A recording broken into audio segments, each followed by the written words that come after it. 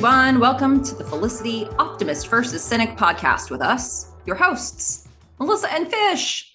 This is a Felicity Rewatch podcast. We'll watch an episode each week and join you here to talk about it. And a reminder, there could be some things we say as we cover this episode that come up in future episodes of the show because this is not a spoiler-free podcast. That's right. It's not spoiler-free. I am Melissa, and I'm here with my gorgeous co-host, Fish. Fish, how are you doing today?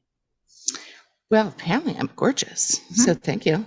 And I think, as I just said before we started, I'm a little sleepy, which I think always makes for a good podcast. So yeah, let's do it. Yep, it generally does translate to good podcasting, even though it's not. Don't try this at home, kids. All right, don't try it. We are going to be talking about season 2, episode 22, Final Answer, which originally aired May 17th, 2000. It was written by Jennifer Levin and Josh Rhimes, and it was directed by Randall Zisk. Here's the description. Ben and Felicity's plans to spend the summer together in California are jeopardized when her professor offers her an internship in New York, if she does well on the final. Tracy decides he wants to have sex with Elena after all, and Ruby tells Noel that Wade asked her to marry him. Meanwhile, Sean asks Julie out on a date, and Julie says yes, even though she's still wrestling with an attraction to Noel. Okay, Fish, where do you want to start with this one? Well, I don't remember what my answer was about what Final Answer was. But I should have thought of, this is towards the end of the season. It's about finals. Yeah, I think your thoughts were to do with Sean and Julie, but... yes. I mean, we did get answers all over the place from, like, Elena, from Tracy, from Julie, from Ruby. I mean, there were lots of answers. So cool. But also they like to play with the word final. They do, and I also liked that they played with... This was a very finally-esque episode. I think that even the way they started it was very reminiscent of how they did it in season 1. So the pacing of it, like so much of it really felt like that, which is good because I loved that episode. That was 10 out of 10. This one isn't for me, but yeah. And those of you who have watched this episode recently may be able to know exactly where I take it. Yeah. Yeah. So we open at Ben's door in the loft. We do. And I love this first shot of just like Richard, Meghan, and Sean all vertically lined up, listening just at the door. Stacked up, listening against it. And there's this swing music playing in the background, which is, to me, again, a callback to Finally, because, you know, we heard Santa Swings for that whole song. This was a different song, but I liked that they just jumped right in with that. Yeah, jumped in with, hey, let's listen at the door to see if Ben and Felicity are knocking boots. And then I love that Sean pulls out like a spy cam. It was like, it's not invasive enough that we listen at the door. Let's also get a camera in there. And, I mean, you tell me what you think, but I don't believe that Felicity would flash them. I don't believe that Felicity would flash them either. No, I absolutely believe Ben would moon him. But no way is Felicity flashing him. Yeah, that seems like an exaggeration of reality. Only Sean can confirm this for us. And we know that he's working on a subplot of the documentary, which is basically just sex. Like, and we get there's so many fantastic lines in this that I just like want to give awards to, but I'm not going to give them all awards. But this is the first one that I just loved. That Meghan says to Richard and Sean, "Ugh, you're like two creepy pornographers. that I used to date. Yeah. I And the really thing is, enjoyed like, that. it is heading in that direction. Yes. I mean, when Richard looks so excitedly back and is like, I wish we still had a camera in there. Yeah. And Yeah. Julie walks up and is like, whoa, hold up. Not okay. Yeah, I mean, the Gross. fact that everybody in the loft has become a part of this now, the speculation, brings in Ruby and she's trying to figure out what's Yeah. going on, but she's like, guys, Yeah, this is not okay. She and Julie seem to be like the voices of reason, I guess, here, or at least let's not be pornographers. Um, yeah, Yeah. yeah, I like that Meghan points it out, but it's kind of cool with it.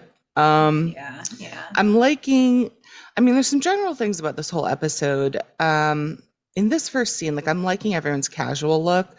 I will say this episode is really, really hit or miss with what people are wearing. Okay. Also, like, how long are they supposed to be out of the dorm? Like, how long have they been in this loft? Did they just move in together and decide to like never go back? They I think are that might be what RAs. happened here. Yeah. It was supposed to be like 2 weeks. Yeah. It's the rest of the year. So far, yes. Mm-hmm. It's Yeah. just like what what I mean, look, I guess Felicity and Meghan are the worst RAs ever. I mean, it's starting to look like it. I mean, they're Yeah. just gone. Yeah. What happened to Berkey? I mean, I mean, maybe he's whatever. alive, maybe he's not. Like, Oh, all right, man. Yeah. bye, bye, dorm set. Yeah. I guess so. But they're gonna so that whole opening was the teaser, and now we're going to get The thorn in Melissa's side, her so cross to bear, yeah, we're gonna all get the things. Felicity's take on the night that she just had through the device of Dear Sally. Yeah. And And there's gonna be voiceover all throughout this episode of her talking to Sally. yeah. Yeah. You So know, I am feeling I do feel you a bit on the the Dear Sally stuff doesn't bother me, but I did just finish a rewatch of Gilmore Girls, and I remember like really hating the device of having that troubadour show up at mhm. some point, and I really thought that it stopped, and then I just kept watching and it never stopped. He never went away. Yeah. And it was like the year later, final seventh like season, and he was still there, like Yeah. 16 years later. Hmm. And so Well, like I feel you. I feel you. yeah. Guys, all we need is for you to have Janine Garofalo say words at the end of this episode. Or just not do it. Or Yeah. not do it. Pick an Just option. yeah. Either she's talking to Voiceover. somebody who's talking back to her, or she's not talking to them. I mean, anyway, so we're gonna cut back to the night before on the roof when Ben and Felicity start kissing, and we're hearing Felicity talk to Sally about all this, saying, that was the most romantic night of my life. We talked all night, and then they show us scenes of talking and laughing, and they're kissing each other, and they're holding each other, and they're fully clothed, and they're just chatting. And she says at one point, like, it was just such a relief, after this whole process. Which, I guess thank goodness it's time, right? Like it is a relief. It's a relief for the audience too, because even they never really dated, like They really didn't. But they they didn't are get. making up for lost time in this episode. Because Yeah. they start kissing here and they don't stop. Yeah. throughout the entire episode. I I will say generally I enjoyed this episode because, you know, attractive people kissing and randomly losing their clothes. Um, a spoiler alert, I like that.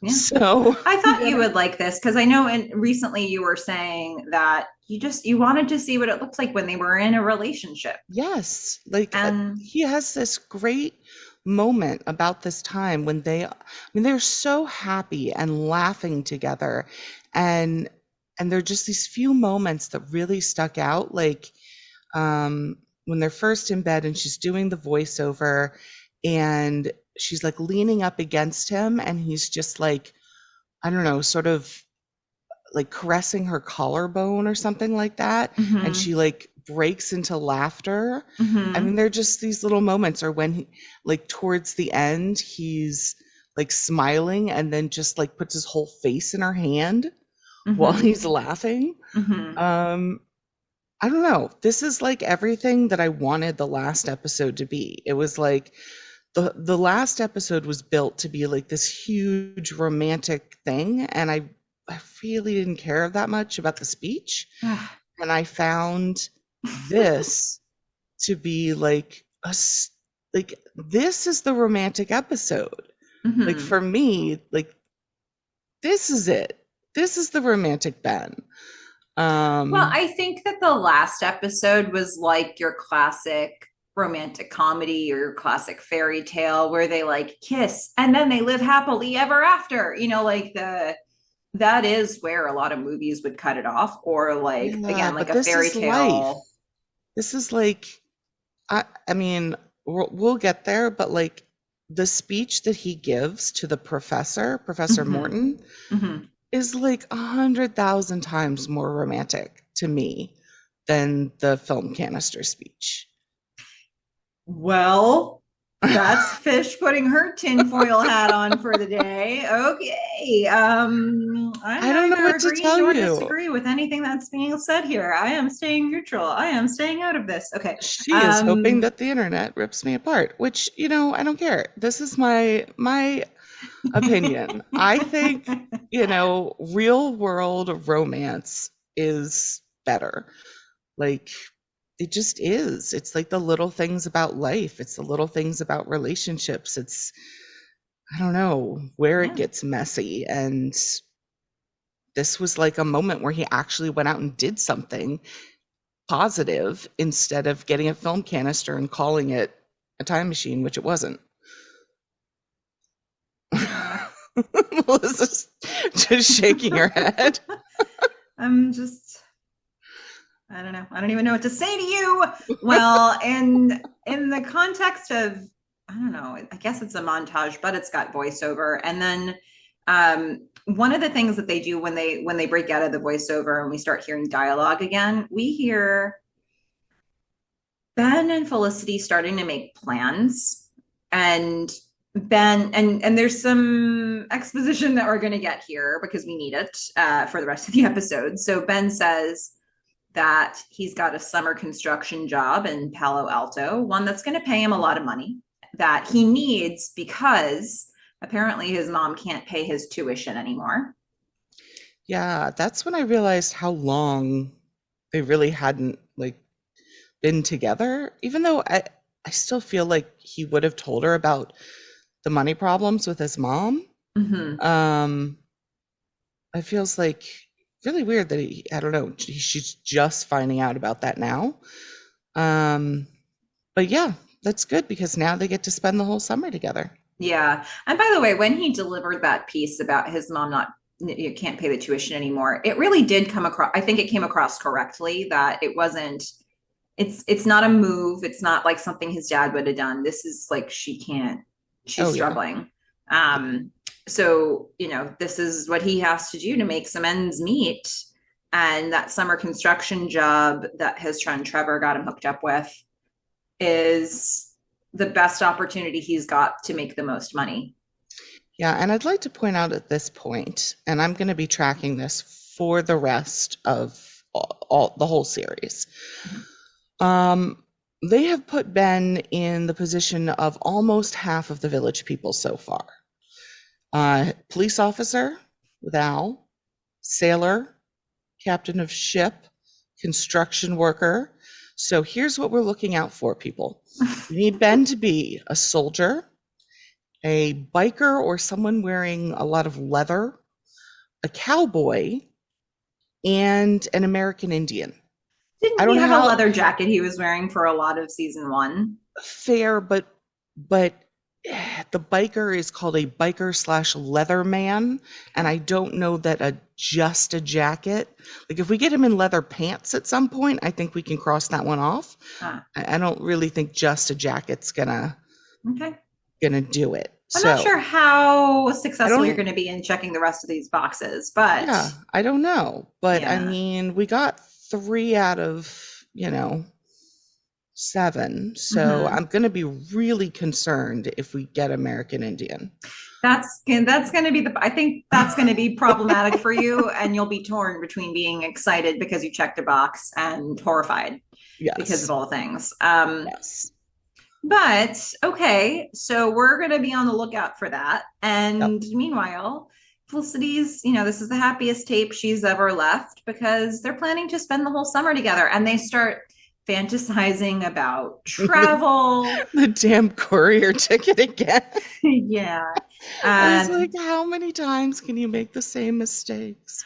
I thought this was cute that they were just like naming any place they could think of that they wanted to go together. And it was obviously like, you know, not realistic for where Ben's financial situation is right now, but it was just fun for them to dream together. I did think it was funny that Felicity is like, we could go to did you say a Yes, tropical island or desert island? island. And Ben's I like, was like, like yeah, London. I know. And I was like, did I hear that right? Because I went back again and listened to it again. I was like, wait, did I hear that right? Because afterward, he like gets on board. She's like, Bali. And then he's like, oh, yeah, okay, Australia, Hawaii. But They just appeared London, to be naming things that weren't connected to the other's dreams.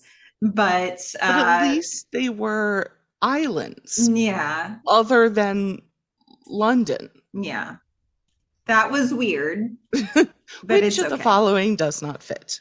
Yeah, it's all right. It's all right, Ben. Just keep working on it. You're real pretty. You're very pretty. Yeah. So what we do find out pretty early on is that it is finals time. Everybody's going to be thinking about finals in this episode, except Felicity, because she can only concentrate on Ben. And Ben, who can only concentrate on Felicity. Yeah. And frankly, everybody else who can only focus on all of their love interests, Yeah. respectively. This is, again, another throwback to Finally, where Felicity can't do anything but like attack Noel. And now the same thing's happening with Ben. Like around finals, apparently everyone just gets super horny. Yeah. This was not the case for me. I was really stressed. So I don't know. Yeah. I don't know what everyone else's experiences are. It's the start of a new relationship here, Yeah. That's how it But is. like There's sexual every year? tension to be dealt with. Every year? Yeah. It's not going to be every year.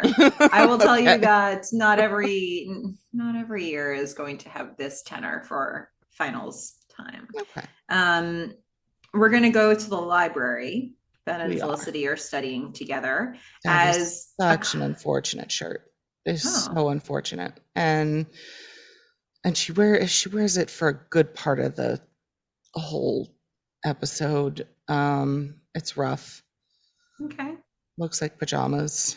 All right. Well, they're in the library. Felicity is wearing an unfortunate shirt, and Yep. Ben and Felicity are studying as a couple at another table is making out noticeably, and can't not be noticed. Has to be seen. And so they're like, oh, those two, huh? Those two. And then they mutually agree that they want to go somewhere private also. Yes. Not also. No, they want to go somewhere private, whereas the other couple didn't. No. Yeah. Yeah. Um, and then we cut to a very like the weirdest shopping date, perhaps. Sean and Julie in a Mhm. convenience store, Mhm. maybe the same one as Yes. Aretha Theory. Mhm. And he's just like putting like medical items Mhm. and caffeinated beverages in her cart. And I believe I have deciphered his shirt. And if I am correct, it is the most fantastic shirt ever. Mhm. Um, please weigh in on this because I think I know what it is. So it looks to me like it is like a WWE wrestling shirt from like the Jericho like ladder years. You've got like a ladder and a wrestler going up it with a folding chair, like Okay. jumping off and slamming into another guy and then like holding up a belt as like the winner of the SmackDown. All And this was happening on his shirt. yeah, in these like three different icons. It was Okay. like the first one with the ladder and the chair. I was a huge look. I love wrestling, Okay. like WWE fake wrestling. I love Okay. it, and The I think more you yeah, know. exactly. Also love LeVar Burton, um, and so I think like some people really like the earlier years, but for me, like the best time in wrestling was when they could use ladders and when they had the cage around, they would have the cage matches and like anyway, I could go off on this for a while, but I am pretty sure that that's what this shirt is and it made me so happy. Um, so anyone else who's listening who's also a wrestling fan, please tell me if you agree that that's what the shirt is, because I took like a good 30 minutes trying to figure it out. Hmm. It's funny that we both had something in this episode where we took a good 30 minutes trying to figure it out. Because by the way, folks, we watched this one separately. A lot of stuff going on for us right now, Yeah. a lot of podcasting that we're trying to do. And so we've been getting a little ahead. So we watched this episode separately. But it's interesting to hear that we both had something that we got tortured over for some amount of time. Um, But thankfully it and wasn't the same thing, so we don't have to disagree about it. Yeah, well, I don't think it's a thing to disagree with. It's just something we were both looking up. So maybe what you have theorized is correct, that this is a WWE reference from that time. I don't know. Yeah. Um, but they're in a convenience store. You're right. Sean is throwing all these items into the basket that are about Julie staying healthy and regular and all such things during finals. I don't think regular was on the list. I mean, there were Tums, but I don't think we had any high fiber like brand cereal Okay, fair enough. discussions. Well, so he's basically, the idea is she must have said something like, I'm stressed. And then he's like, I will fix it. They went to the convenience store together. Well, didn't And he, wasn't one of his inventions or ideas to have like a kit for finals and to sell them? it was like a start of the school year kit that he had been selling at one point. Ah, But yeah, I think his words of wisdom here are, it'll be over in 2 days, and then you'll feel good just because it's done. Just like it happened to me after I told you what I told you. yeah.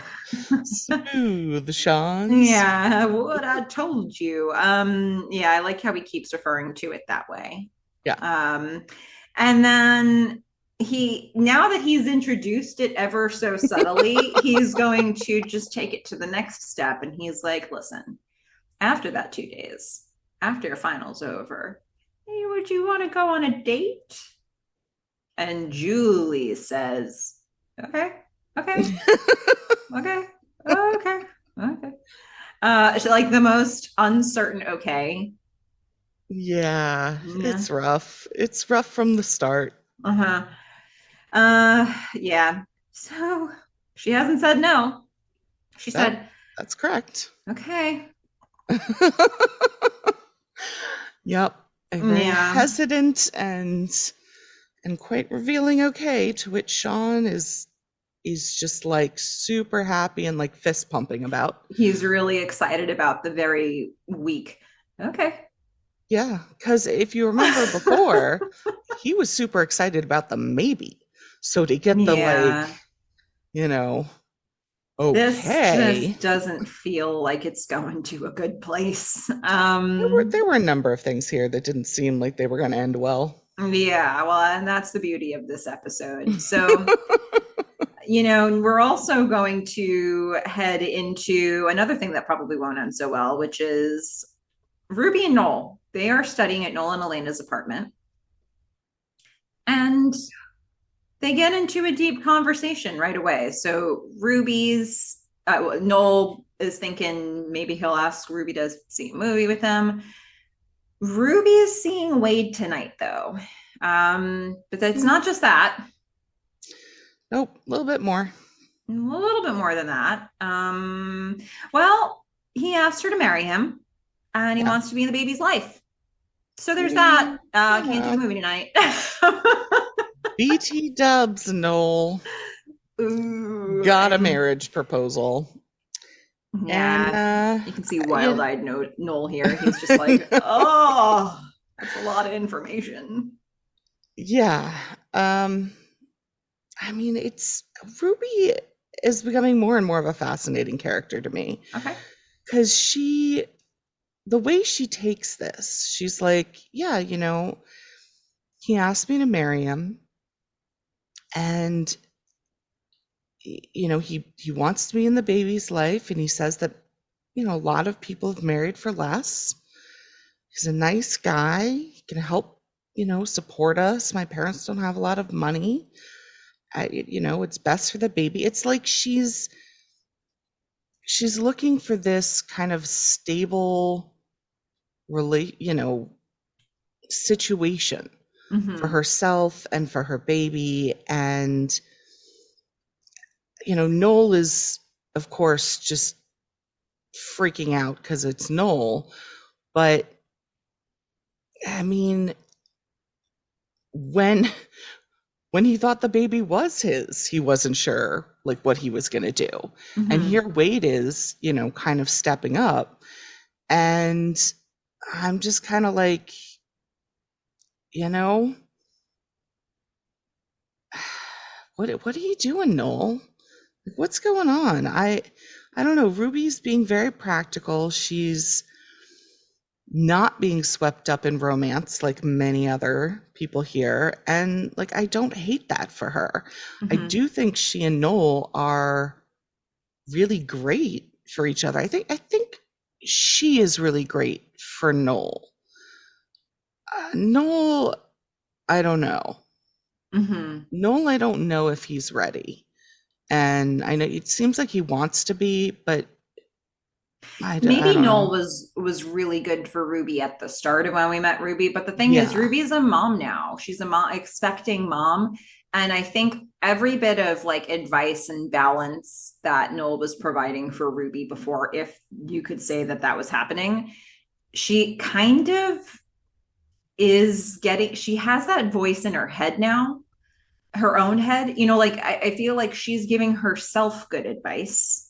She's staying at this moment, it seems like practical and balanced, and that's coming from inside her. But she also has a support system that's building that isn't Noel, like her Mhm. parents, Wade, like Ruby. Ruby doesn't need Noel anymore. Yeah, that's the Uh, thing. you know, and that was part of what made Ruby and Noel so perfect was that she did need Noel, and that Yeah. gave him a lot of confidence. And he's looking at her like, he's like so amazingly in love with her, and I mean, it's almost like she's matured 10 years in the past couple of months. She really has. And then you get the other side of it where Noel's like, that's a crazy idea. It's like, well, it's an Is it? idea. I'm not sure it's crazy. Yeah. But by the end of it, as he hears Ruby talking, you can see it really hitting him in a different way. And he just says, so you didn't say no to the marriage proposal. So you Yeah. didn't say no. And he's letting that linger. It's really hitting him. And that's what we're going to get in this scene. But there's going to be more to be said about them in this episode, that's for sure. But I think Really. you're right. I think Ruby's got an internal maturity now that she is approaching everything with. And that's where she's at now. Yeah. And again, Well, I don't hate her. I don't hate it for her. I don't Like, either. I think it's necessary for where she yeah, is in life right now. yeah. Now, we are going to head to something that I spent 30 minutes looking up. Oh, Um, okay, wow. we're gonna get a scene with Meghan, Felicity, Julie, and Elena outside a fancy building. And I was like, what is this building? Oh. I looked up all kinds of museums in New York. um, it's like they were going something that was sort of like a mini Met, but part of the Yeah. school. Like they had this arched doorway and this staircase, and there was all these people sitting on the staircase, and we see them all just chatting at this location, like they just went out somewhere together. Um, I don't know where they were, but it was somewhere on campus, I guess. And It's the pre-Gossip Girl step scene. yeah, I love that Megan's just part of the group now. mm-hmm. Like, she's just now she's in, and I love it. Um, all of their outfits are horrific, and especially Elena's, which I'm very upset about. Okay. Uh, I mean, very, very upset about. Okay, I'm sorry for your loss. Um, well, in their horrible outfits, they're going to be talking about boys. Yeah, yeah. Felicity says she did not have sex Mm-hmm. with Ben, which is probably a good thing because Sean was trying to get something on camera. Yeah, that was probably well timed, well thought out.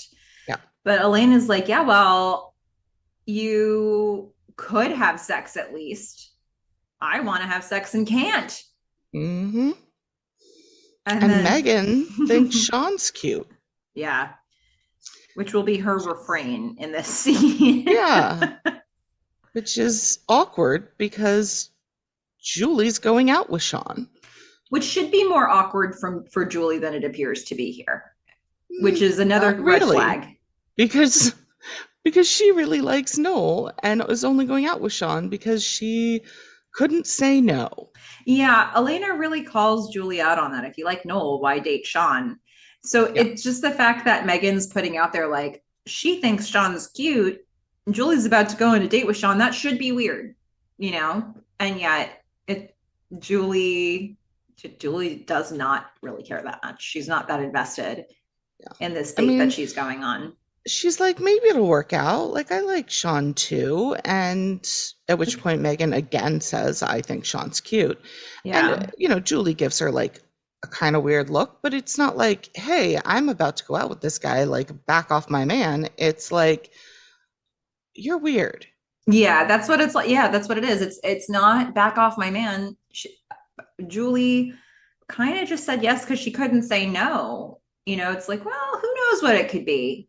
Who's to say? But she's not Elena. feeling territorial over him or No. protective about it. Um, Well, Elena says what it's going to be. She says, you're going to break his heart. yeah. Ugh. Yeah. Foreshadowing. So we're gonna head to the loft where, as happens during finals episodes, Meghan is using her smart powder, beet powder, to make smart cookies very loudly, Yay. It's amazing. banging everything in the kitchen.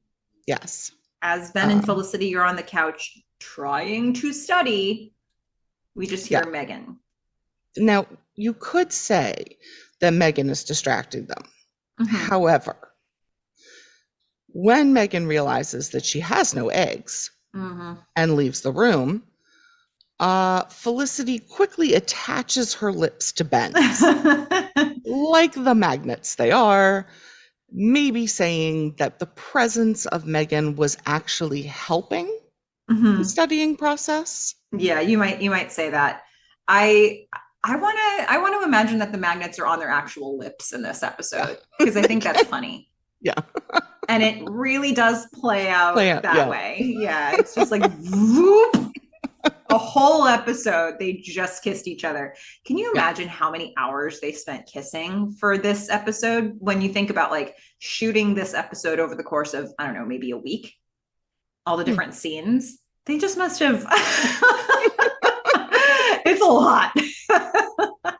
um but they're, and I believe they were in a, I don't know if they were still in a relationship or if the relationship had ended at this point, but Oh gosh, if the they're, relationship had ended, that'd be this weird. must have been so awkward. But I feel like a lot of what we're seeing in this episode, including those moments that you mentioned from the montage with the hand on the face and like all that stuff, I feel like we were seeing their natural Yeah, it did feel like that. relationship. They felt very like comfortable and like, especially like the way that he touches her. Mm-hmm. Like I just noticed there are just certain things like she just sort of slips into his arms and like fits. Mm-hmm.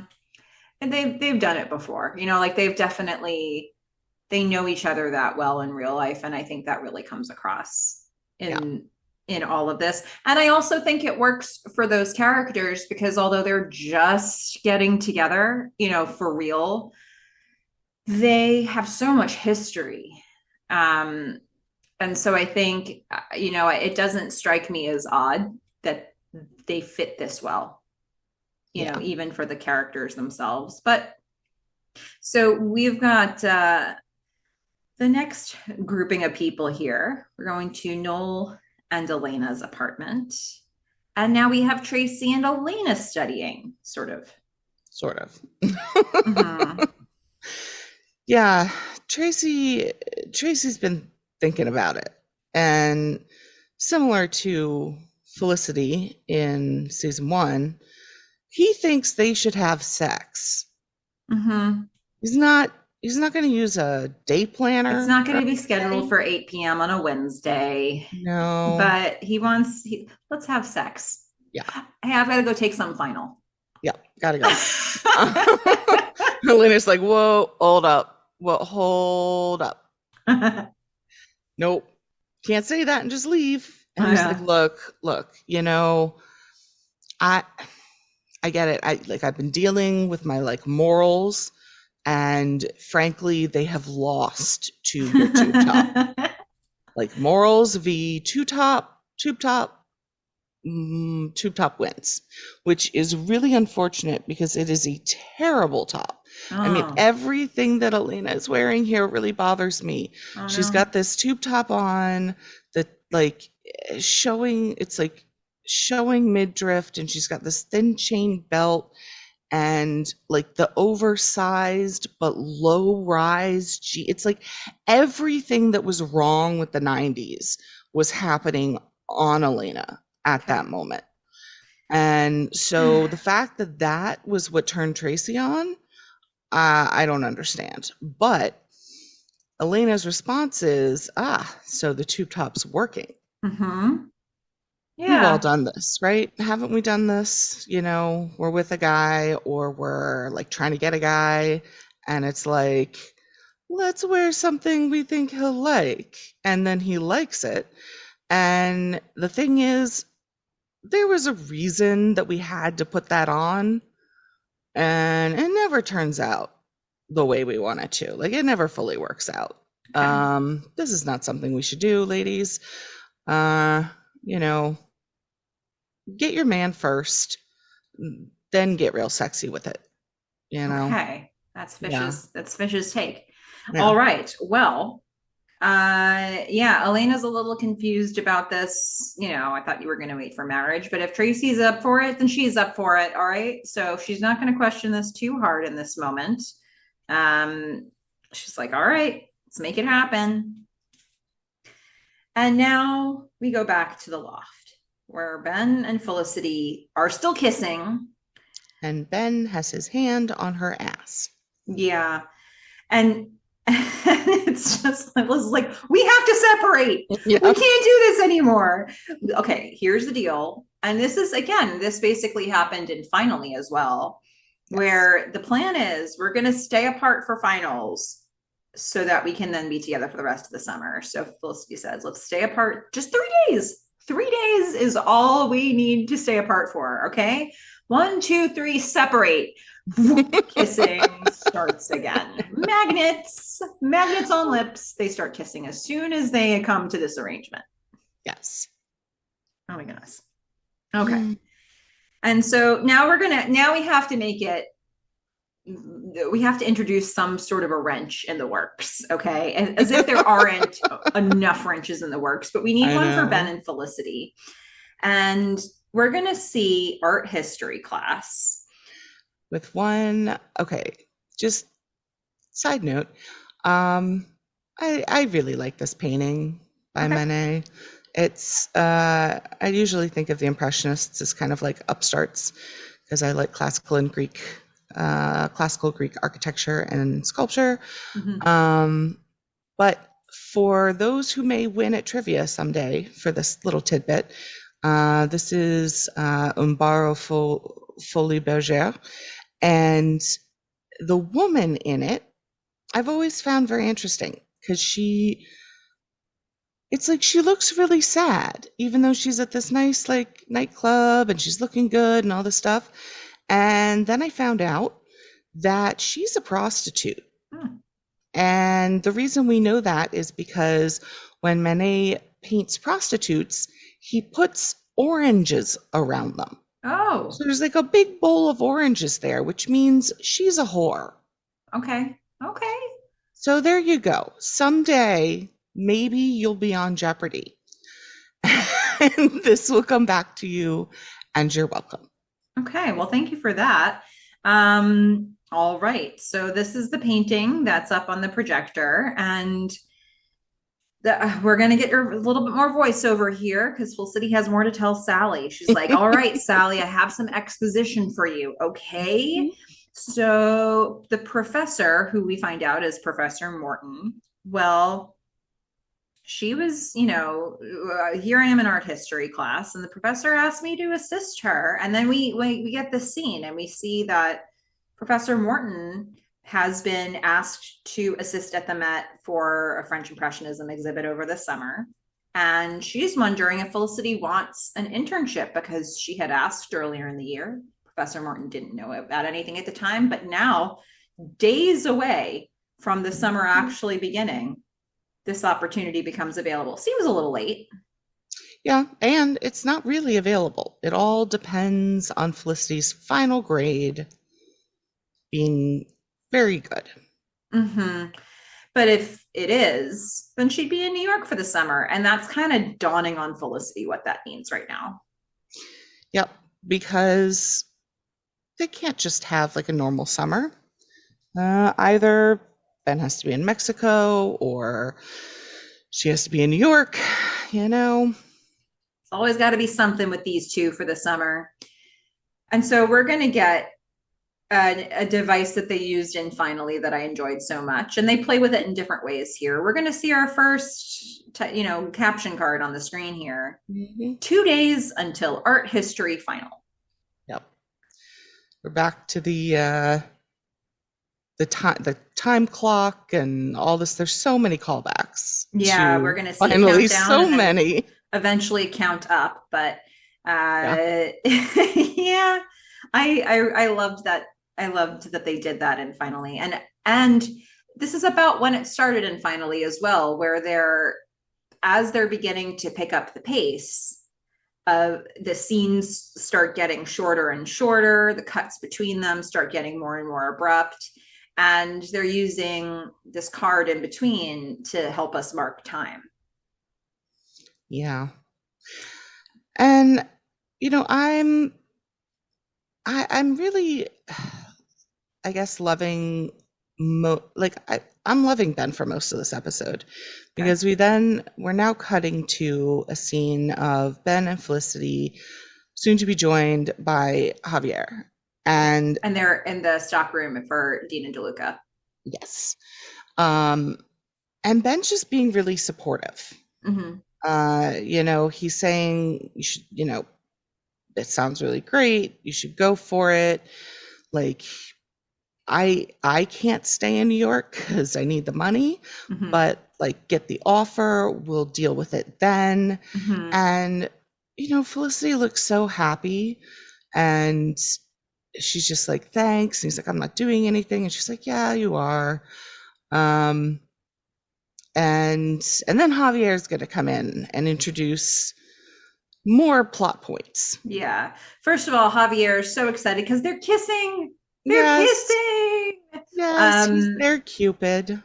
but now we need to keep the scene moving. And so Javier is going to be like, okay, I have something to tell you. Let's talk. Let's talk.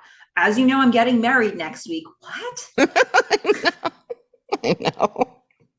How? How is this possible?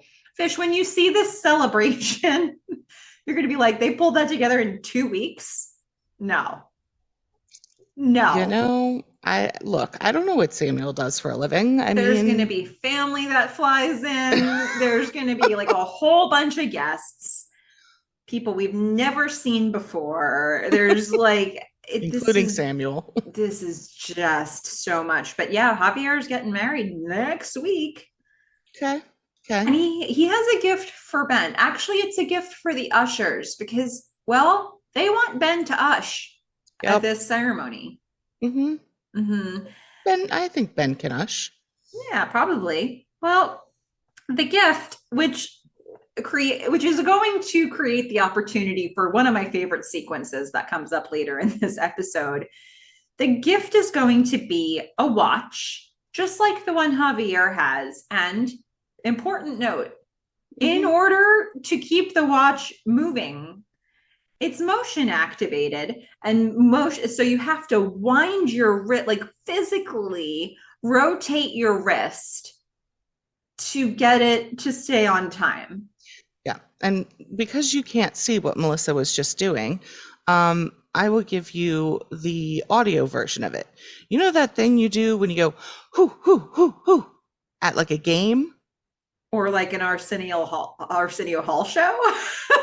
Yeah, where you're like, moving your fist around in a circle.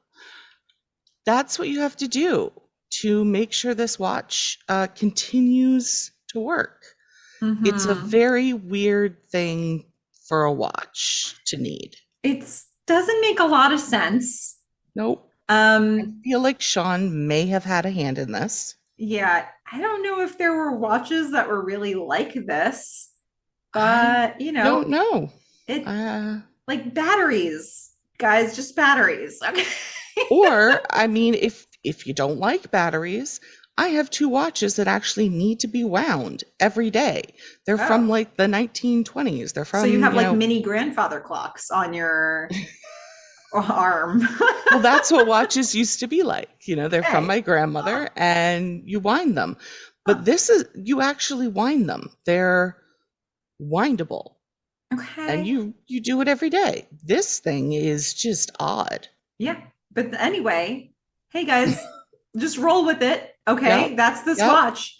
The present. And Felicity's not going to get one of these because Javier has something different in mind for her. He asks Felicity to be his best man. Which I'm assuming means she's going to be in a really cute suit in the next episode, which makes me super happy. I don't think so. Really? And now I'm not as happy. I'll have to double check that. But you know what? Don't take my word as gospel on this, guys.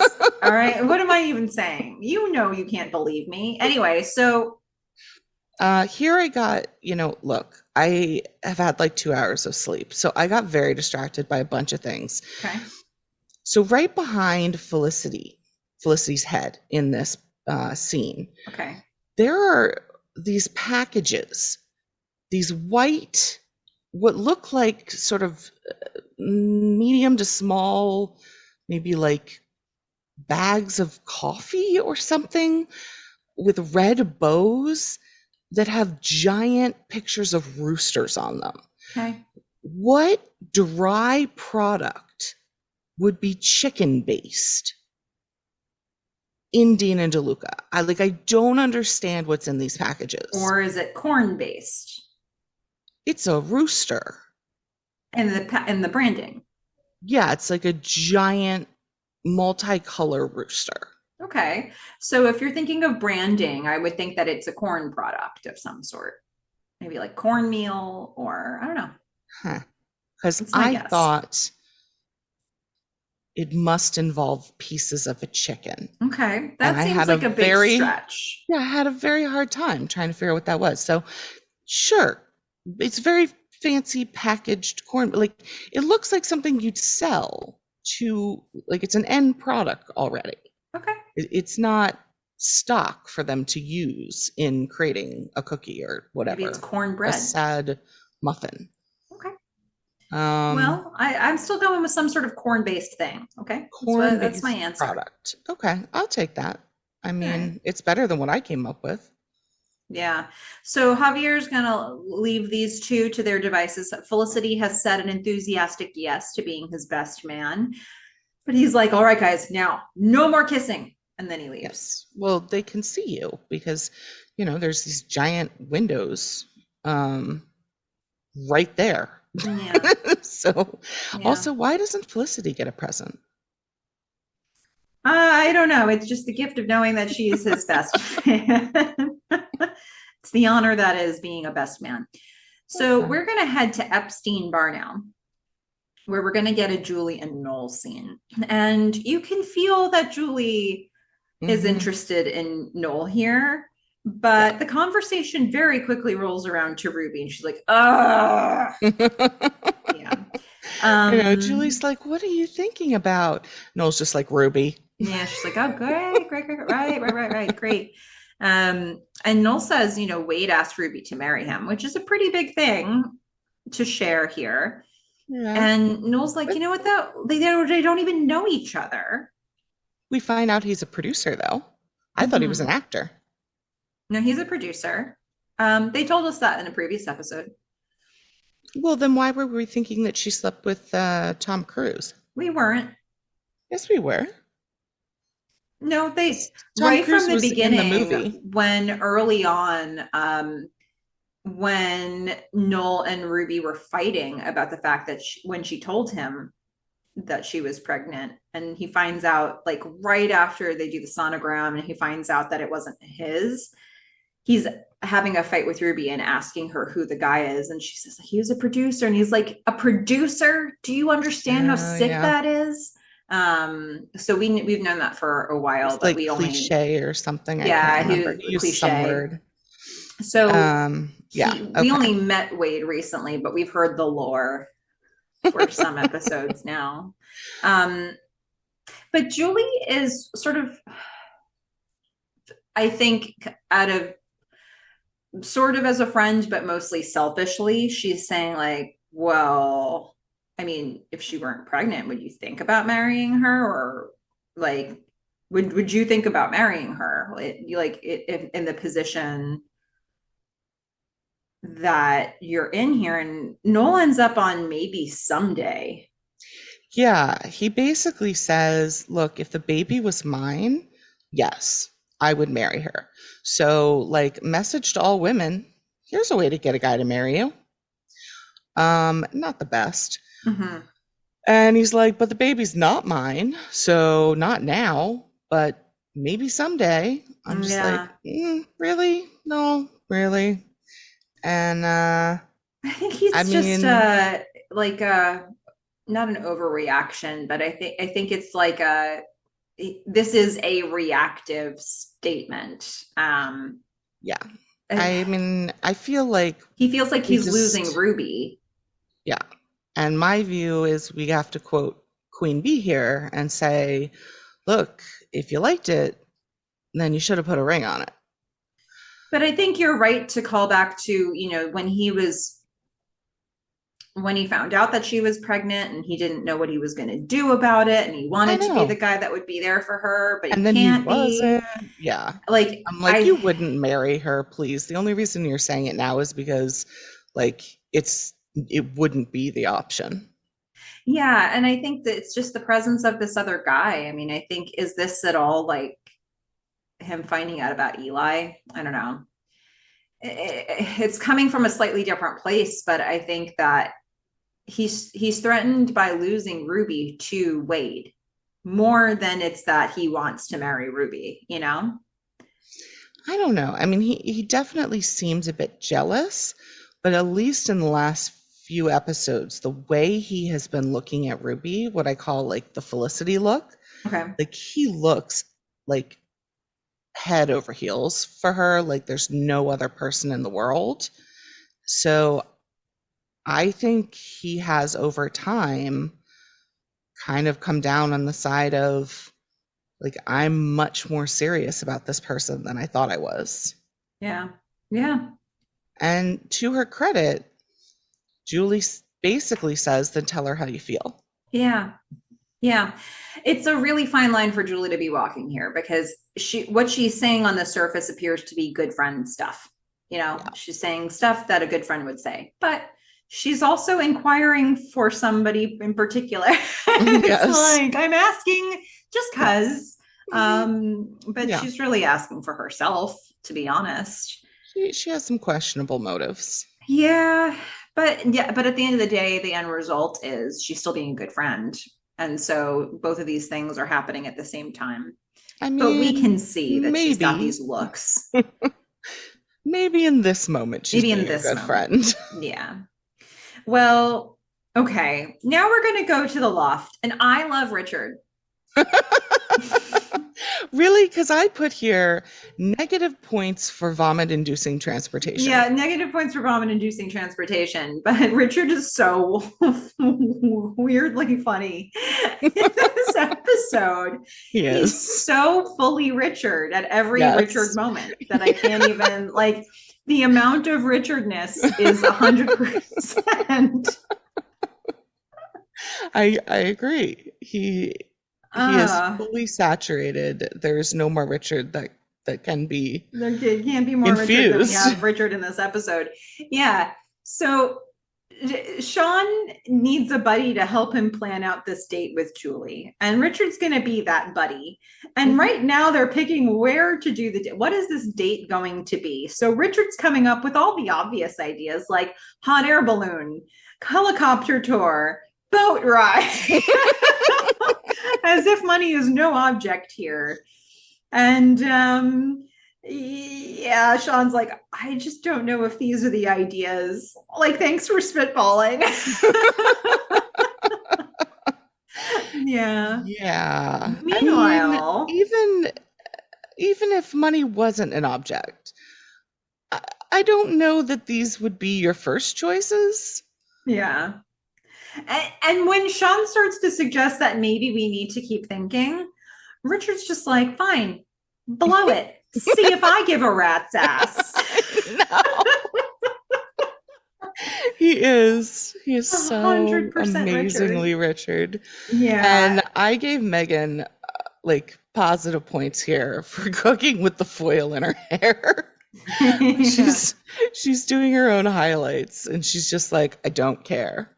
Yeah. Even though I think Sean's cute, like this is how I'm cooking. Yeah. And Sean's getting a little distracted in the conversation he's trying to have because he's smelling the cookies Hmm. and he They smell thinks they good. smell amazing. He's complimenting Meghan. Meghan's like, oh, okay. Hmm. Cookies are working. Love it. Yeah. So now Ben's going to show up.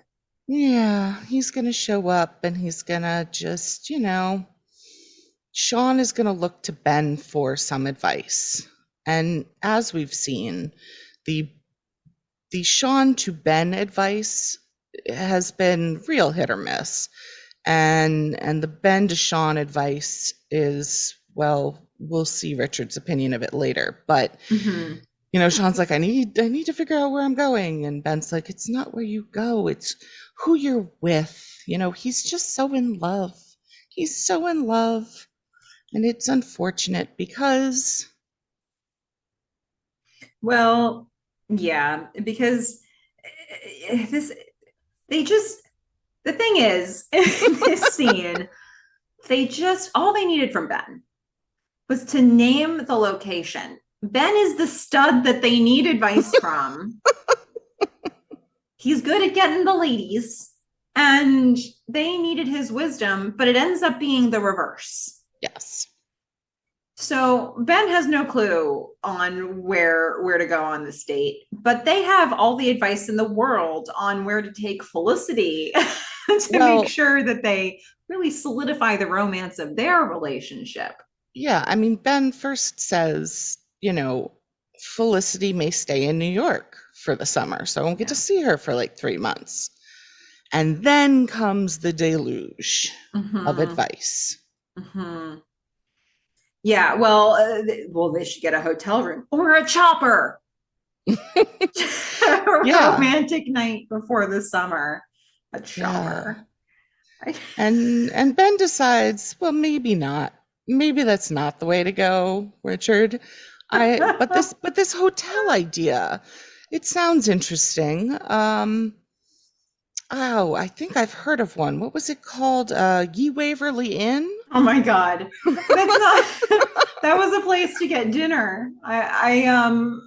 What what was the place that Noel took? There were so many callbacks. I was like, really? You're gonna take her to a hotel? Like, we've seen that sex scene already. I don't know if it was so we get a name of a hotel later, and I had a really hard time distinguishing the actual name. I was trying to write it down, and it a little bit sounded like Windsor, which is a hotel we've seen before, but Hmm. it I don't think the word was Windsor. I think it was a word that sounded Windsor-esque, but it wasn't. um I don't know. I'm not sure the name of the hotel, but Yeah, I Ben wasn't sure is either. gonna Ben is going to take them up on that. And he's like, okay, chopper, no. No. Mm-mm. Hotel, though, Yeah. yeah, that might be a thing I can do. So he's mulling that over. Sean's And advice is to do the most romantic thing you can afford. yeah. Oh boy. So um, Ben is gonna, so we're gonna get more voiceover. And Felicity and Ben were really good at staying apart through Ben's finals. I know. I Took like the way them Felicity says it. We were being really responsible until Thursday when Ben's finals are over. So basically, one Yeah, day they were one day. really good at staying apart, and then Ben's finals are over, and now they're not going to be apart anymore. We can tell. So Yeah. Ben is going to find Felicity where she is studying, and he's like, "All right, how about we stay at a hotel tonight? After your final.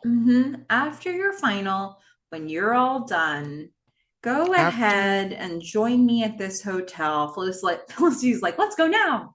yeah. And I wrote down in all caps, bad idea. You're going to miss your final. Yeah. Yep. Um, I'm glad you were spotting that right from the beginning. Yeah. I was like, this is not going to work out well. Yeah. Um, but he does. He shows up with a pamphlet, uh, and she's like, "Yep, right now. We'll go now, Mm-hmm. and then I'll take my final, and then I'll come back. Yeah. We'll get room Okay. service. It'll be Seems like a awesome." good plan. Hmm. Only a slight revision from the first plan. Hmm. So, okay, well, we have some more things to set up here before we get into the the back and forth of it all in this episode. So, Ruby and Noel are having a serious conversation. Maybe Noel's been processing a bit from the conversation he had with Julie, but he's certainly been processing since the first conversation he had with Ruby about this. Yeah. And this is really a part two. So And I he's wrote at the top of it, "Stay out of it" with an exclamation point. fair enough. Well, he jumps in with the old, I mean, do you and Wade love each other? It's a setup. Well, he starts off by saying, Wade's proposal. I mean, it makes sense. He's actually heroic. trying to make this work despite everything. I Oh boy. mean, F you. And then he's like, but here's the real thing. Like, do you care about each other? Hmm. Oh my goodness. And Ruby's like, well, no, we don't know each other. Yeah, basically. Yeah, I mean, it's like, oh, did you hear the story? Let me tell you the story that I haven't ever told you before. I mean, it's a leading question, really. Of course, they don't care about each other in that way. They really are practically strangers with each other. And so Noel's like, aha, as I expected. So here's what I'm saying: stay here with me. And if you need a husband or the baby needs a father, I don't know. We can talk about it. What an offer, Noel. I know. What I'm a just like, world's wow. cruddiest salesman. Um, I want you to disregard the sure thing that you're considering only for the Right. purpose of stability. And Mhm. I'm going to offer you nothing. I'm going to offer you more Me. conversations. Yeah. And then I love Ruby's response to this, which is, I have been wanting to hear this for so long. Like, this is my dream come true, this offer of nothing. Um, but see, here's the thing.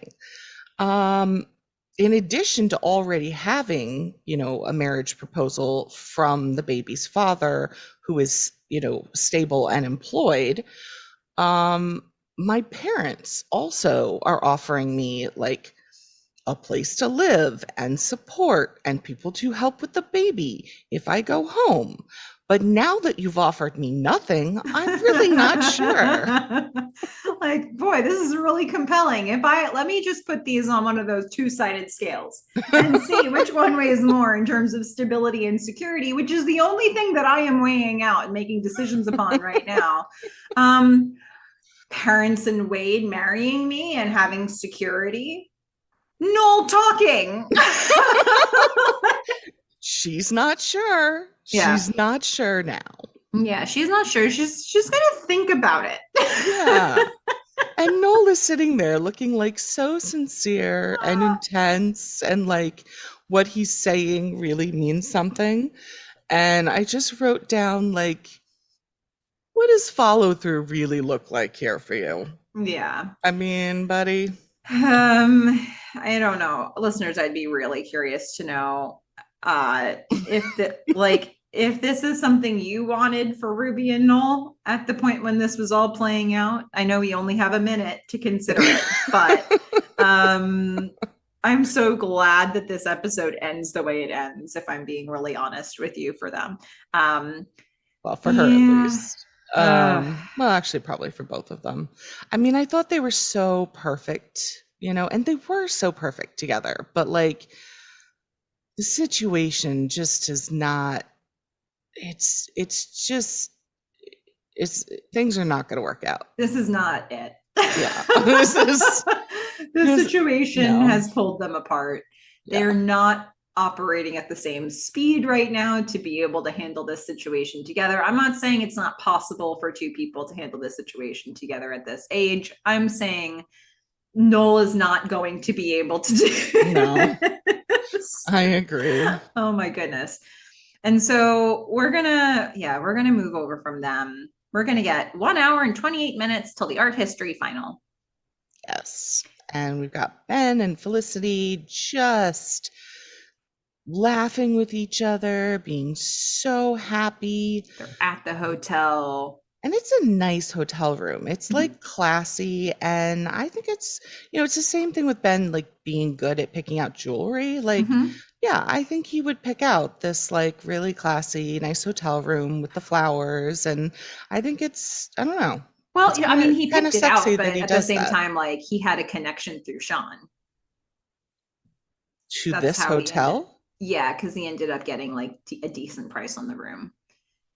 Did I just miss that somehow? Yeah, he says that to her when he shows her the brochure while she's studying. He's I like, totally oh, missed that. yeah. So he picked it, but there was a connection here.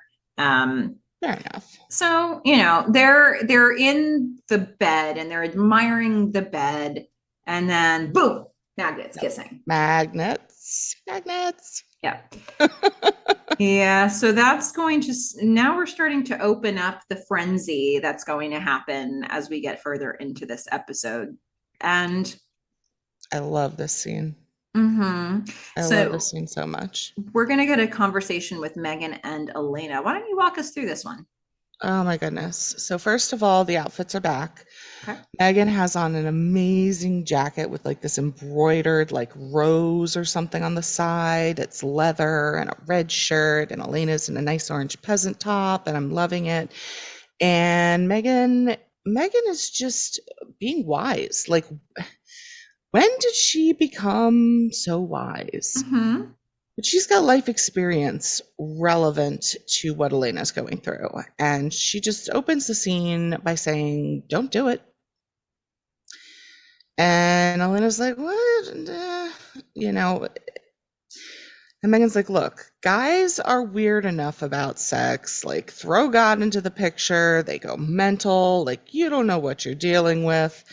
And frankly, I think she's right. Mm-hmm. Um, And Elena's like, "No, I mean, I know what I'm doing. Like, it's sex with Tracy. Like, I know what I'm doing." And then I just have to give like an amazing award to Meghan for this next line. Mm-hmm. I don't know what award. I think it's going to be best advice given in the loft to date. Okay. She says that sleeping with a Christian virgin or a religious virgin is it's like he's breaking up with God to date you. And, quote, "Let me tell you from personal experience, you do not want to be the Yoko in a man's relationship with the Lord." Mm-hmm. That's just straight up wisdom. Yeah, that's straight up Megan wisdom. Megan is there for Elena. I And want to Elena's face says, "Yeah, I am thinking that you are right." now there's more to this scene that I very There much is. enjoy, but I want to throw out a theory here. Oh, theory. Meghan, it is the line of delineation here. Maybe I didn't need those words. Maybe that's a replication. I don't know. Is the delineation here between Meghan pre dancing on the go go dancing platform and Meghan post that dance? Is that when she becomes wise? Oh no. I think she's been wise this whole time. She just hasn't shared. She hasn't had the opportunity to verbalize it. I don't Okay. think it's opportunity. I think she hasn't particularly wanted to help these people because it's been hilarious to watch them, fumble about life. Okay. Because again, she's had experiences like with Chad Savage. Yes. Who, I just have to say this now, is a producer on the show. There is a producer on the show named Chad Savage. That's So they hilarious. specifically, and they do this, with other things. Like we remember the Hotel Rockmore with Todd Mulcahy. Well, that's for Yes. Tiffany Rockmore. Um, so Chad Savage, producer on the show, and now we get this scene, which that little tidbit just makes it 1,000 Amazing. times better. Oh my goodness. Yeah, So especially when Elena's like, "You dated a guy named Chad Savage." right. So Megan's like, I mean, you don't want to be the Yoko in a man's relationship with the Lord. And she's like, it's like when I slept with Chad Savage. And Helena says, "You slept with a guy named Chad Savage?"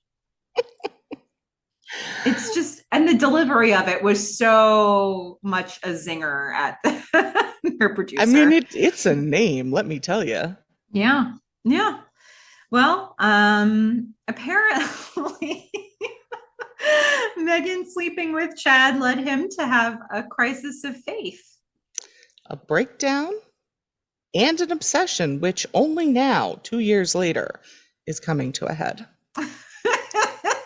So she's going to continue to just dole out the wise advice. Elena, don't go to bed with Tracy. Go to church with Tracy. Yeah. At least until he sleeps with someone else, then bone all you want. Yeah. So there's the advice. And frankly, because of the significance of Chad Savage, I don't know how they even got through this scene. I don't. Oh my goodness. Oh Like, what a man. picture they have painted here. It's so And great. Elena's face at the end of it, I loved. It's like this really like disgruntled, still kind of confused, but accepting that she's probably right Mm-hmm. face, and also a little confused about how Meghan is right. Mm-hmm. Um, and maybe also still thinking about Chad Savage.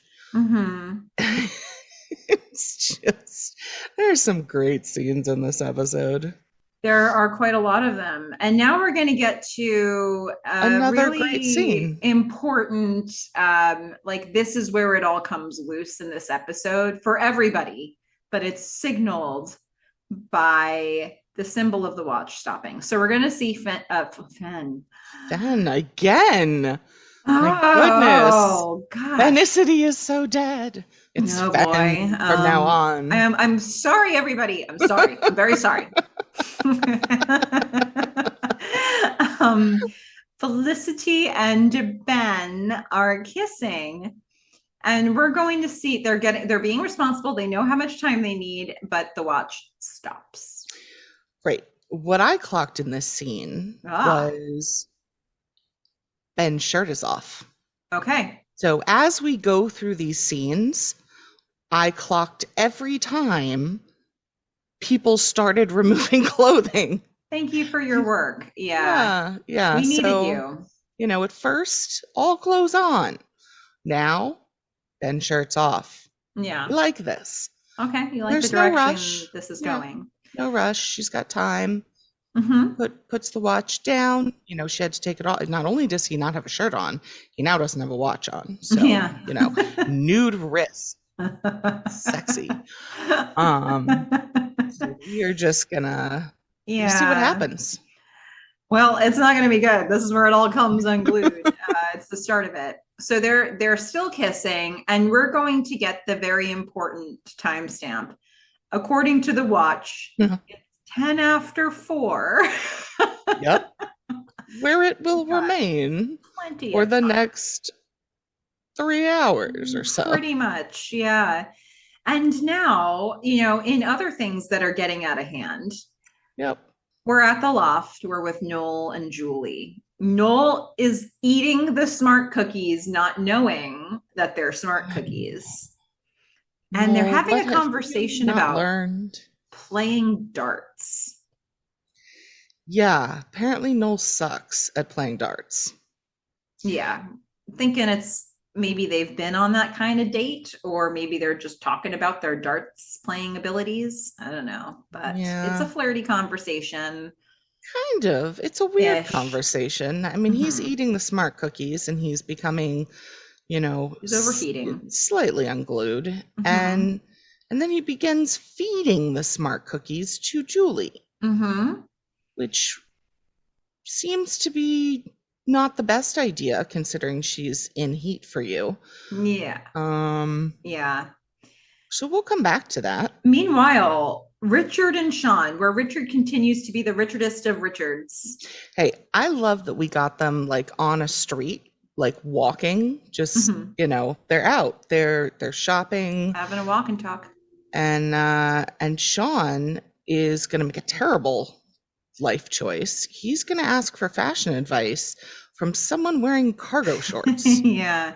Well, they're still prepping for the Julie date. I guess they've figured out where, well, they're prepping for the Julie date. And you're Yeah. right. Richard's going to give this fashion advice. And he's wearing cargo shorts. Mm-hmm. Mm-hmm. Don't wear horizontal stripes. They make your ass look huge. Yep. Sean's like, everybody's ass or my ass? And Richard's like, your ass specifically. Yeah. I was just like, this is the blind leading the blind here. He's got some nice flowers. But Richard's going to continue being Richard. And, Sean's like, Ben had this great advice. He was like, it's not about, where you go, it's about who you're with. And Richard's like, look, you're no Ben. So you have to take her somewhere special. Yeah. Where are Yeah. you going? This is not a comparison that you can Yeah, get into here. And no. Sean's like, well, okay, I see your point. Like, I do have a reservation for Cafe des Artistes. And by the way, will you come with me to get my suits from storage? Uh-huh. Oh boy. And Richard really feels like he should be paid to be Sean's friend. Yeah. Yeah. Richard does continue to be the richest of Richards. Okay, so I think we're I think Richard is like he's he's always been this way. We know he's always been this way, but like there's just so much more of him now yeah. that, I feel like in my mind he's fully converted from Richard to Dick. It's Well, when Richard transformation has complete. latched on to a buddy, it's like a Yeah. loyalty that is unasked for and unbreakable, you And know? here's I know, and I was going to say this, like we'll get to this later, but it's like Richard has completely forsaken Noel, and like he's all about Sean now. So, he's his loyalty is apparently up for grabs at different points in time, and apparently having something to do with the documentary and being a boom mic operator has cemented cemented Dick's love for Sean, Yeah. Okay. Well, apparently. we're just continuing to set up the chaos, and we're going to head over to Noel and Elena's apartment where Tracy and Elena are celebrating. They're back in the apartment. Finals are over. They Yes. start kissing, and Tracy's like, let's finish this in the bedroom. With the door locked. And they start going towards her room, and I put, this is not going to end well. Mm-hmm. Yeah. And at this point, I think if we haven't already noticed it, you'll start to see that the scenes are getting shorter and shorter and shorter. We're cutting really abruptly between them. We've set up potential problems in every situation. And now we're just going to cut between them quickly and let them play out with as much sort of frenetic energy as possible. Very much like, finally, we have Mm-hmm. eaten the beet powder or the smart cookies, and we, along with Noel, are about to go on a journey. So true. So first we've got Felicity and Ben kissing. They're Then we've got making out. They're oh, making out, and now she has no shirt on. yeah. Mm-hmm. So now It's Ben has no progressing. shirt on, and she Mm-hmm. has no shirt on. Yep. And then we're gonna see Tracy and Elena kissing. And Tracy now has no shirt on. Oh, So we're happy about that. Like, real happy about that. okay. And Julie and Noel aren't kissing yet, but Julie is making like I described it as googly eyes, which I don't think is the right description. I think I called them like moon eyes the other Okay, day. moon eyes is better But than I mean, eyes. I think googly eyes are those like things that you like Yes. that you paste on like puppets. Yes, that is accurate. So moon eyes is much, much better. Okay. Listeners, let the record show that I said moon eyes.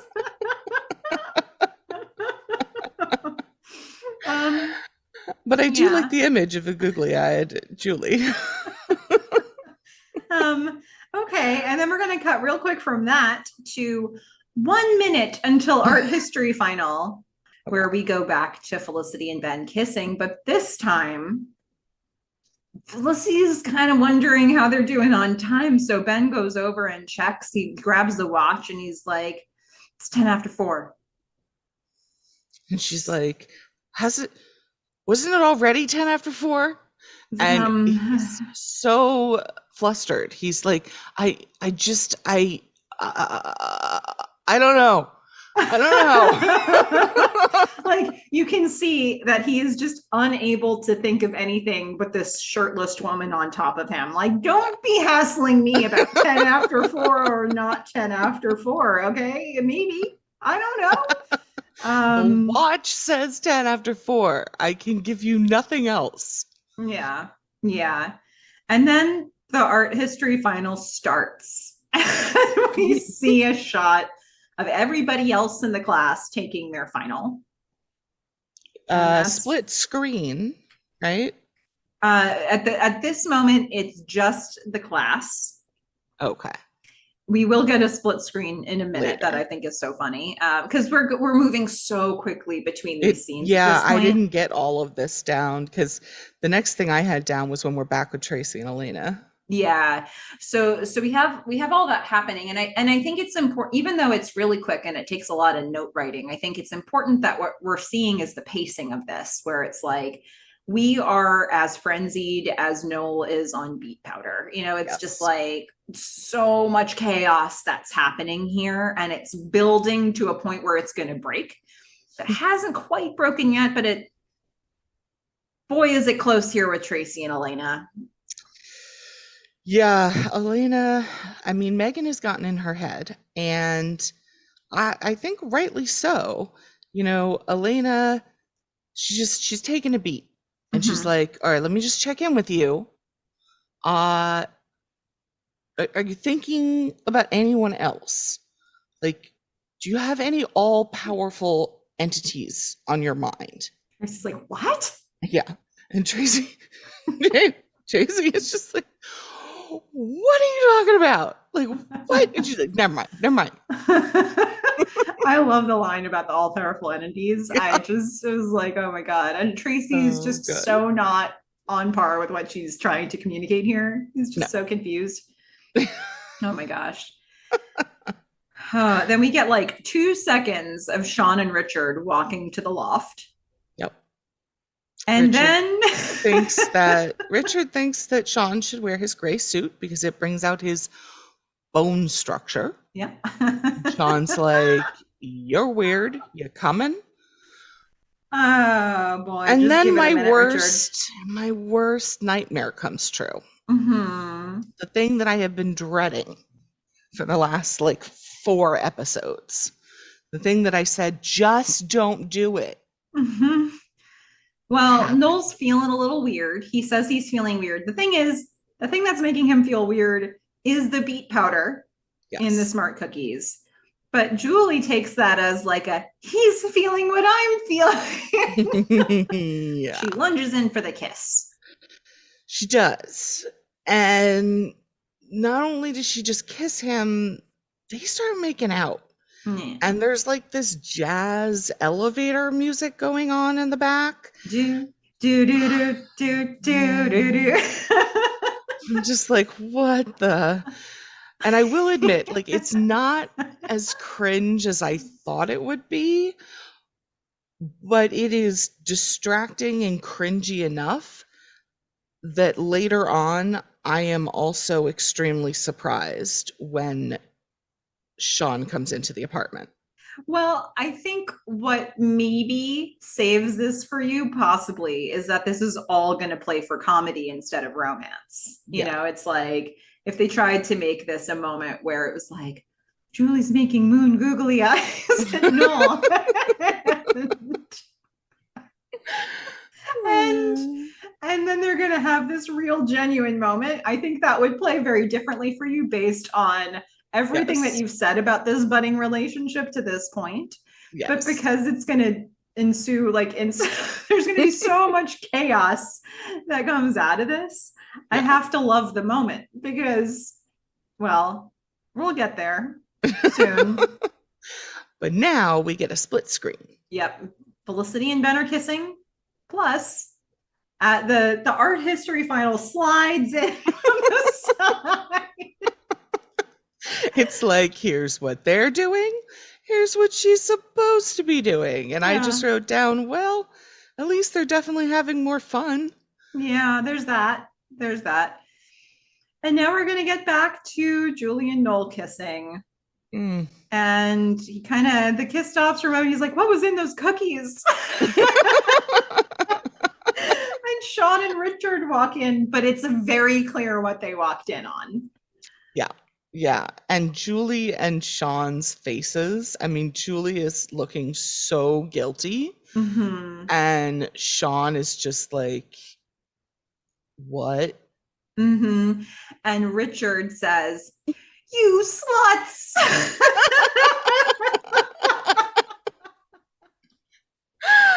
Oh, Oh he's my so Richard. God. Yeah, he has fully transferred all of his loyalty to Sean at this point and has turned on Noel Yes. and is slut shaming him. Yeah, and he's gonna do even more of it. And I probably Yep, shouldn't love it as much as I do, but I love it so much. I do too. So now we're cutting again very quickly to Elena and Tracy. Elena stops Yeah. whatever's happening between them right now. She just can't. She can't with it anymore. She can't do it. Tracy, Elena can't compete with the Lord. It's so funny.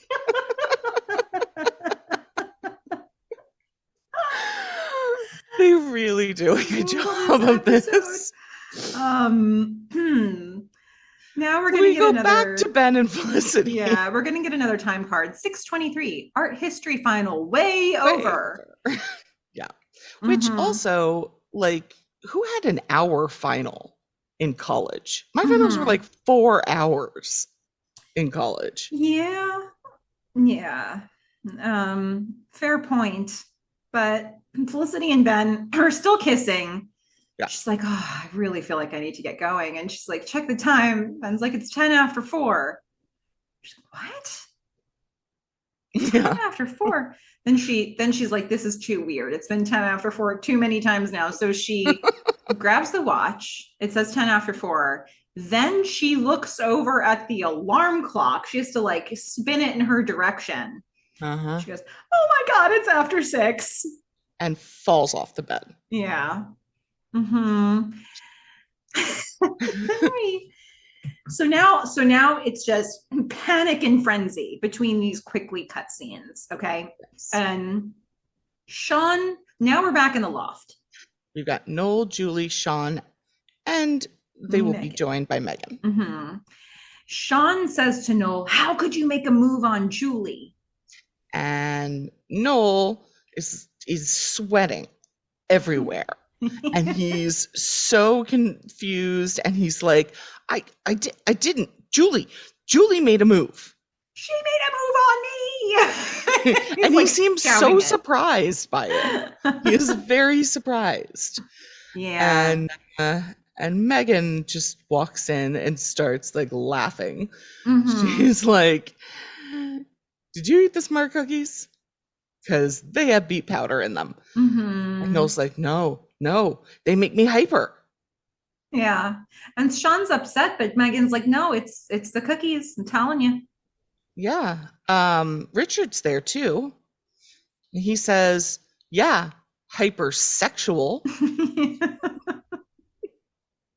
And the only thing I could say about Meghan and her face is like she's laughing so hard. It's just glee. Yeah. She's gleeful. She's like, Yeah. "Eat some more. Eat some more cookies." I mean, at this point, through the upcoming scenes here, I don't know if it's that Mandy Foreman was really laughing in real life, or if it's that, or Megan was laughing. It all works, no Yeah, matter what. Like her laughing at them works it's perfectly. so funny because Yeah. everyone else is somehow holding it together, and I don't Hmm. know how. Yeah. And she's just like, "This is hilarious. I wish I had a wait, I wish I had a video recorder." Hmm. Oh my God.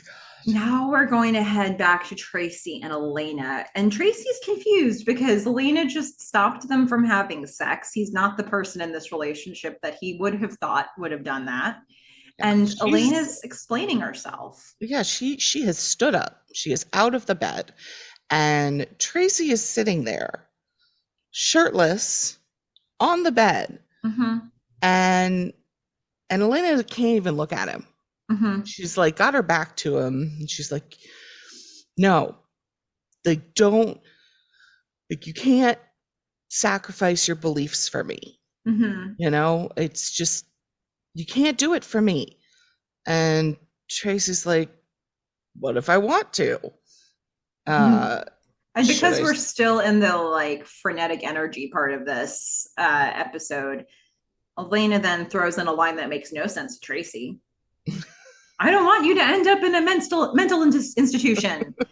Tracy's like, Like Chad Savage. thanks. Thanks. Yeah. Tracy's like, so should I sleep with someone else? I mean, and Elena does something that I don't think is actually possible. She leaves a shirtless Tracy and flees. Mm-hmm. I couldn't have done it. I Yeah. mean, good on Yeah. her. And we are now going to cut into the next three. I love the next like few sequences here. All like we went from chaos to just drama and anger. And then we'll get really quiet. But I like what happens here. So first of all, I love this piece with Felicity and Ben, where Felicity has now realized that she's late for her final by a lot. She's missed her final. And okay. They have this ridiculous argument where Felicity's like, "You did this on purpose. Did you make me fail the final on purpose so that we would be able to spend the summer together?" And he's like, "What?" She's like, "You purposely didn't wind the watch." And then lying in bed is like, "You don't wind the watch, you do this." And he's rotating his arm. And then she says, "Well, you purposely didn't do this." And she starts rotating her arm. It's so memorable, that moment. Like, it's so weird. It's like, you can't forget that bizarre little snippet of argument. I mean, I did forget it, but like, it's like she can't really mean it. She can't really be saying, she can't really be mad at him and make that motion with her arm.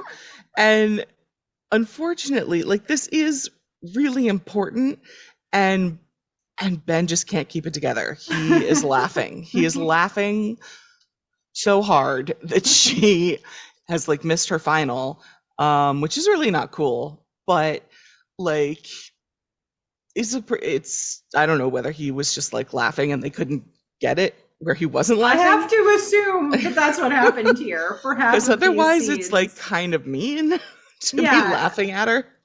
I mean, how can you deliver this? I don't know. Not be laughing. I would never have been able to keep a straight face for this. You purposely didn't do this. Oh my god. Oh my god. I continue to love the next scene. Yep. Sean's like, "We had a date." And Noel's like, "No, we didn't. I know who I date and when." One's like, "Not you, Julie." And Meghan's just looking on in amusement. Gleeful. Mm-hmm. She's gleeful. Mm-hmm. And Richard again is slut-shaming them. Julie's like, "Our date is actually tomorrow." Yes. And Sean's like, "Yeah, that's because you had to study, not suck face with Noel." And then Richard, who continues to be the Richardest of Richards, says he's got an idea for a date location. He says, "You should take her to Cafe des Sluts." Yes.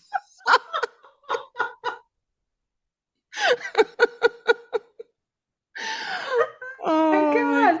And then Meghan is cracking up, and I can't tell if it's Meghan or Mandy. I don't know who's cracking up, but it all works. It's full of glee. She's so happy. And then the other shoe drops because Ruby walks up. Yeah. And she's like, "Whoa, wait. Julie, what? Somebody kissed Noel? Huh?" And yeah, she's really disappointed with Noel, who is absolutely and completely incapacitated by the beats. And she will leave, and he will stumble and fall and break things and try to catch her. Yeah, as she walks out, he tries to chase her out of the room and is the clumsiest he's ever been. Oh my goodness. Amazing. And then Elena walks out of her own apartment. That's how important it is to her. Mm-hmm. And Tracy is just standing there. shirtless. Oh my gosh. Like, Elena is my hero in this episode. I Yeah. mean, she is Superwoman, and wow, Yeah. And then Felicity walks out. she's got to save her grade. And Ben Yes. finally sobers up for a second and is like, I didn't do it on purpose. Yeah. And now the whole episode sort of like we move into the quieter sort of denouement of it all.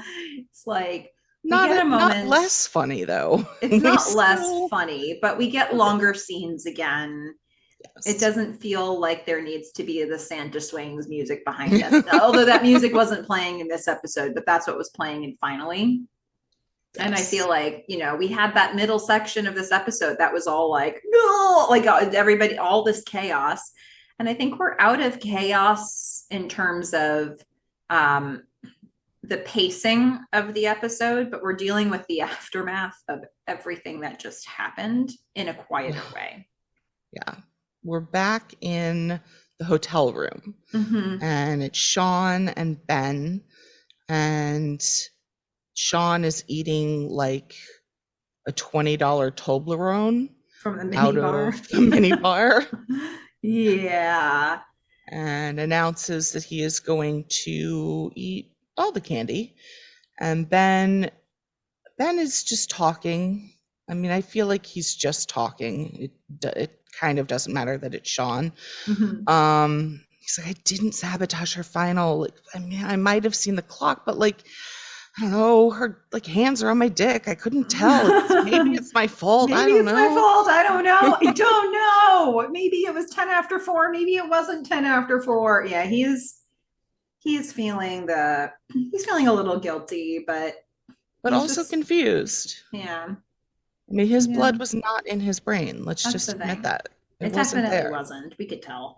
And then But I'm loving Sean for this next thing. He's like, I'm gonna eat all the candy. And Ben's like, it's kind of expensive.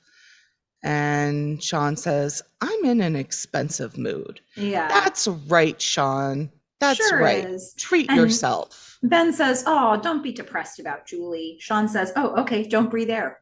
Yeah. Mhm. Like, that's a realistic piece of advice, Ben. Thanks for your contribution.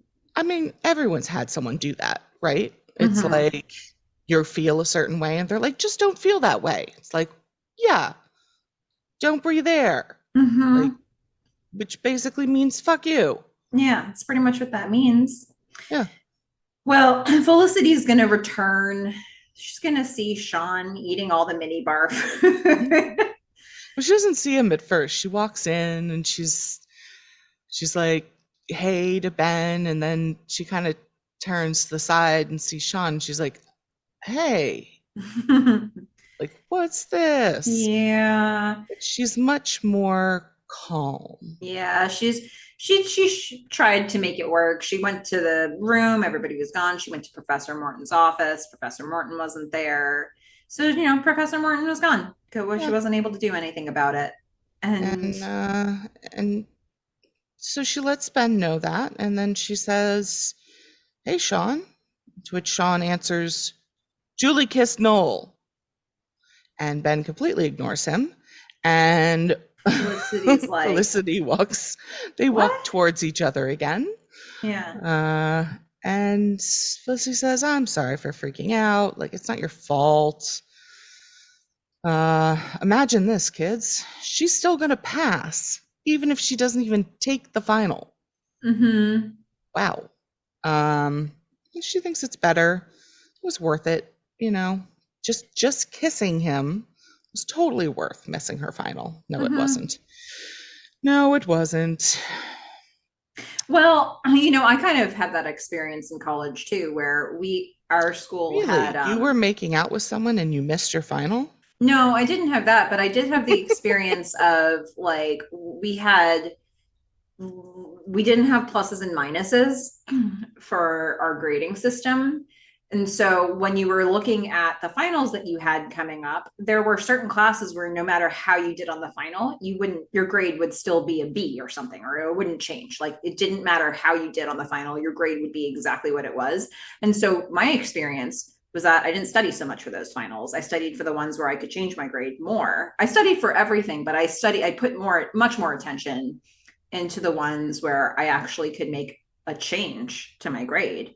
Um, and Oh, so this experience of her saying, no matter how I do on my final, I'm still going to pass the class is accurate for what I experienced too. we went to the same college and had the same major, and I can say that was not true of any of my classes Interesting. ever. Yeah. No, I was like, you know, and usually it was when I was going to get a B. It was like, well, no matter how I do on this, I'm getting a B in this class. Okay. Like Most of it's mine were like you maybe had a midterm and a final. Like maybe mhm. you had a midterm. Uh, and that was it. So like more than half your grade was the final. Mm. Yeah. No, I had some classes where it just didn't matter anymore.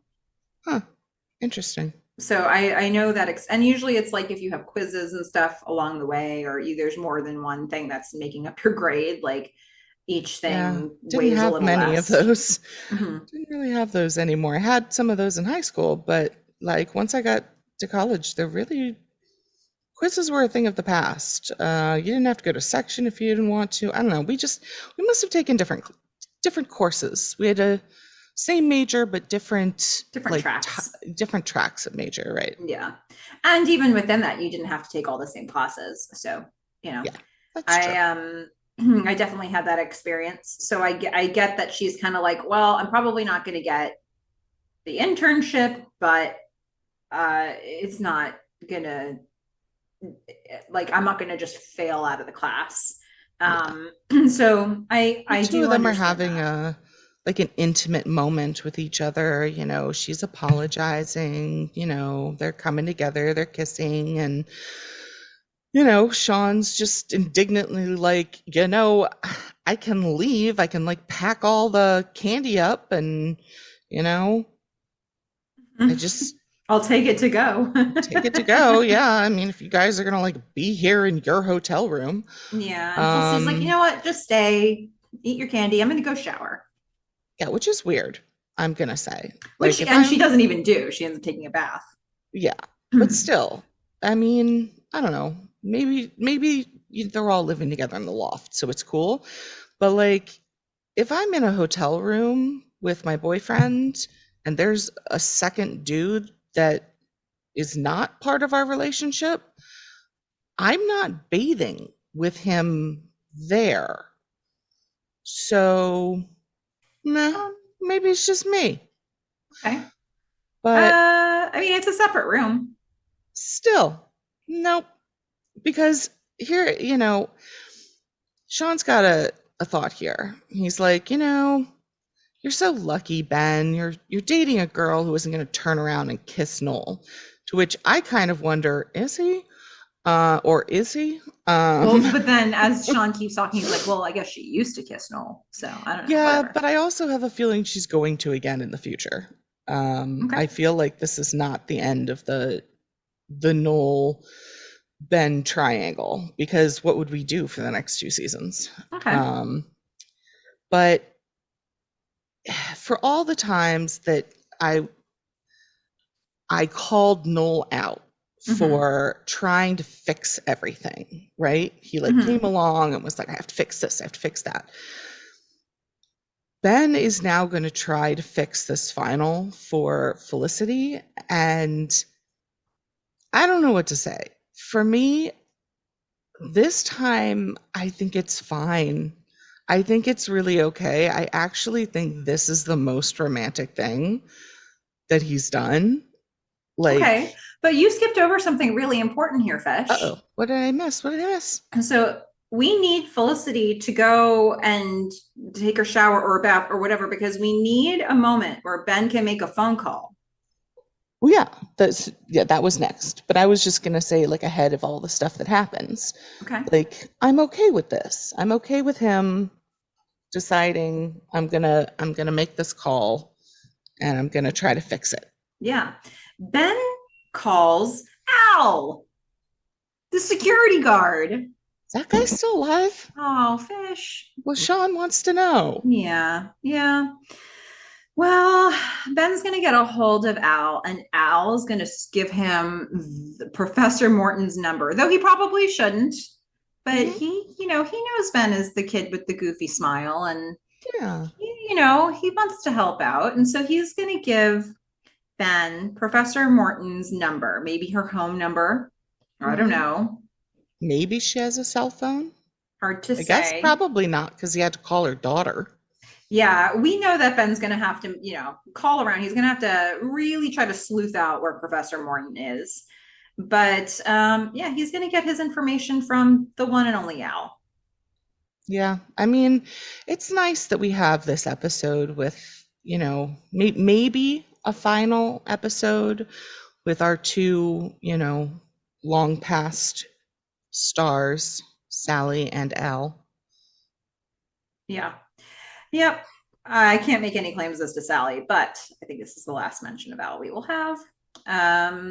That's right. So we're going to head over to Epstein Bar where Julie and Elena are licking their wounds.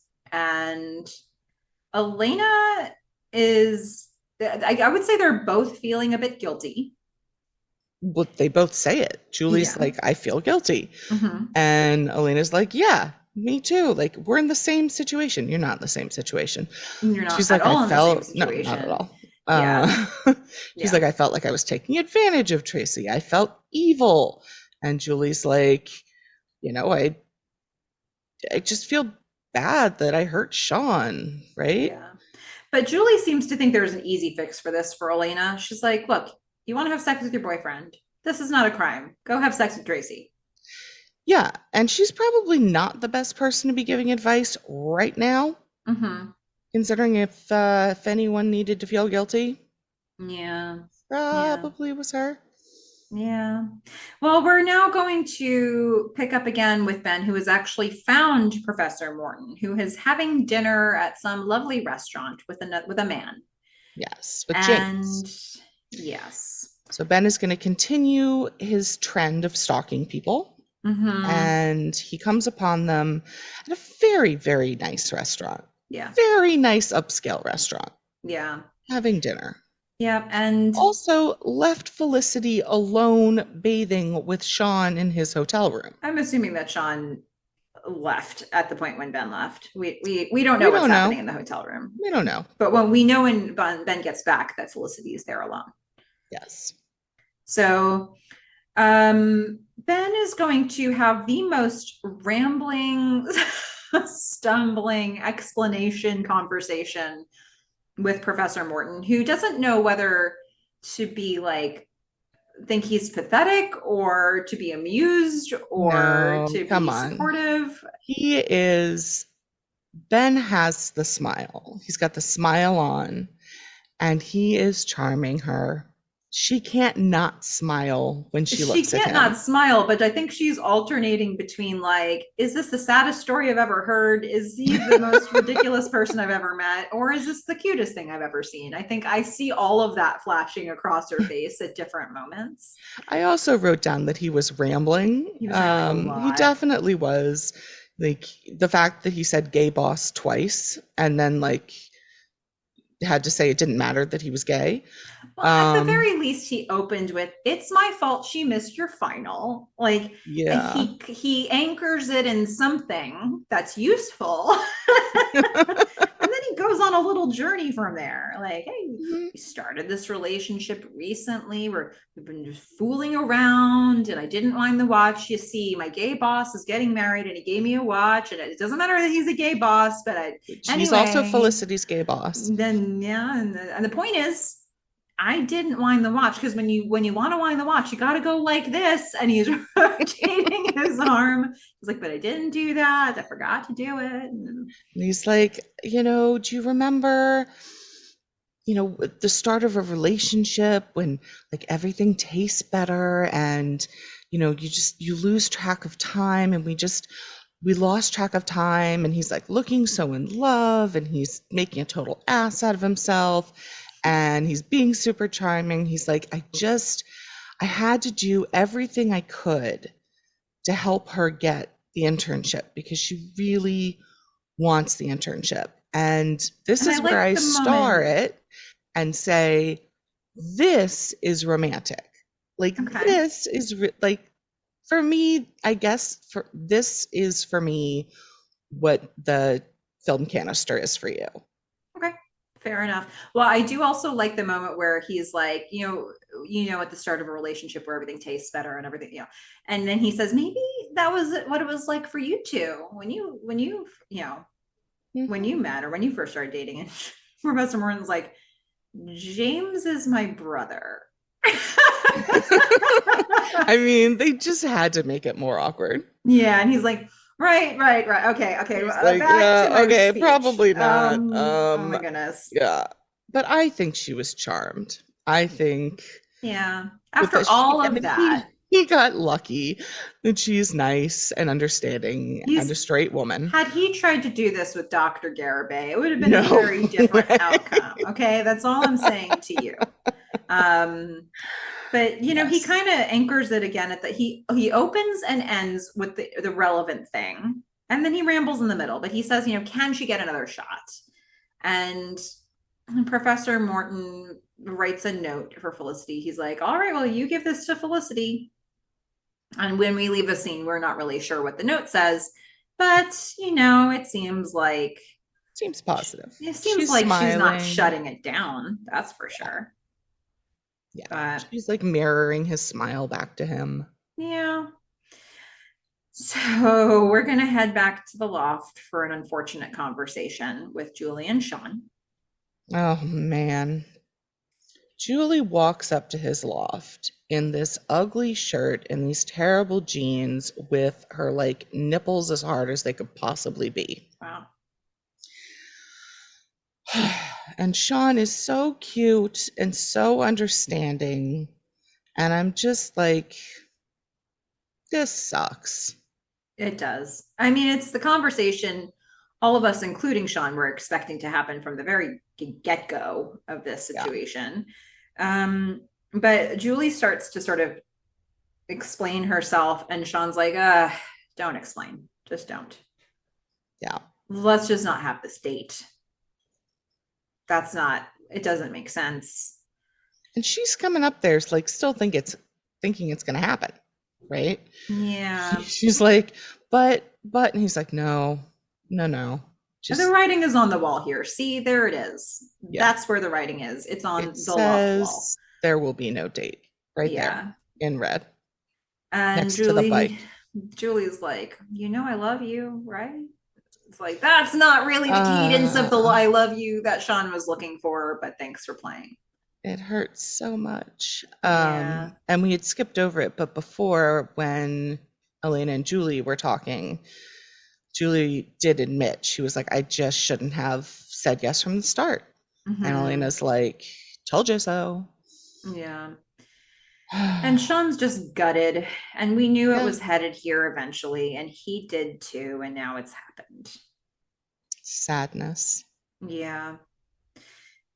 But now we're going to go over to Noel and Elena's apartment. And Elena and Tracy are going to have a conversation. Elena's back. She's ready again. She's like, I don't know Yeah. what I was thinking, but I am ready if you're Well, ready. Tracy's still at the apartment. Yeah, he hasn't And so left. she walks in and she's like, "Oh, you're you're still here. You knew I'd come yeah, you knew I'd come around." Mhm. And Tracy's like, actually, uh, and I had written down like as soon as I saw her coming back in, I was like, they're not going to be on the same page here.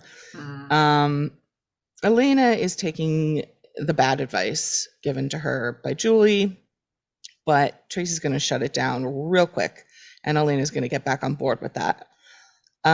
He's like, can't do it. Look, maybe it was stress of finals. Like, I really don't want to lose you, Mhm.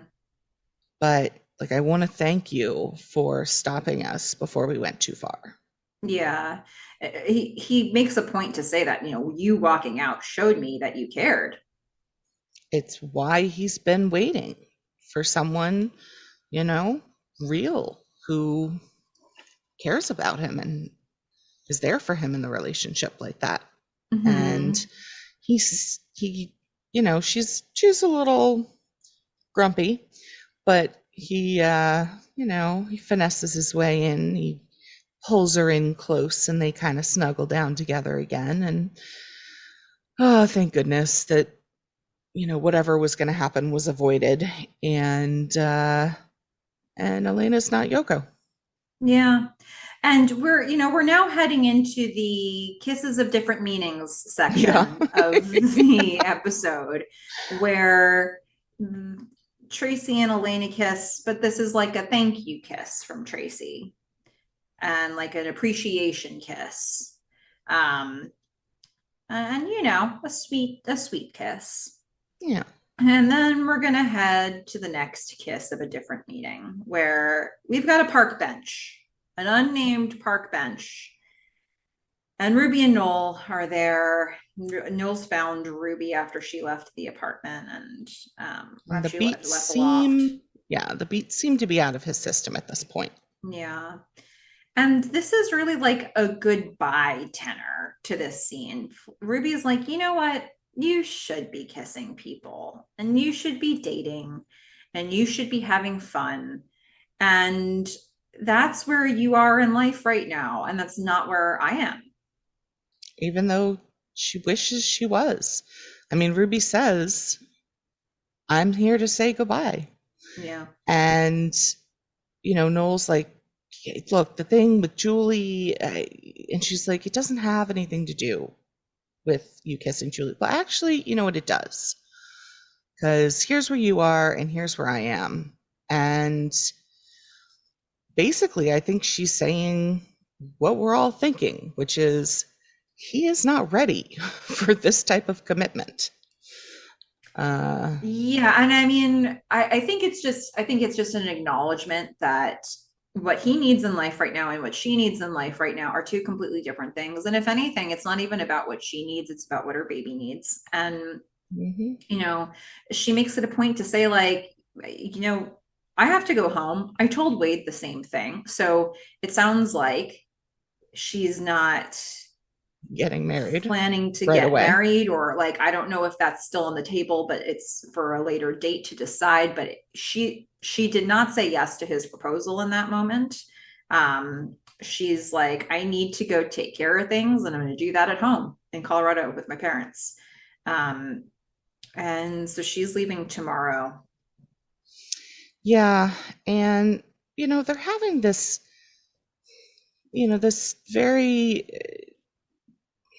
I don't even want to call it bittersweet. I mean, it's this sad moment and it feels very genuine.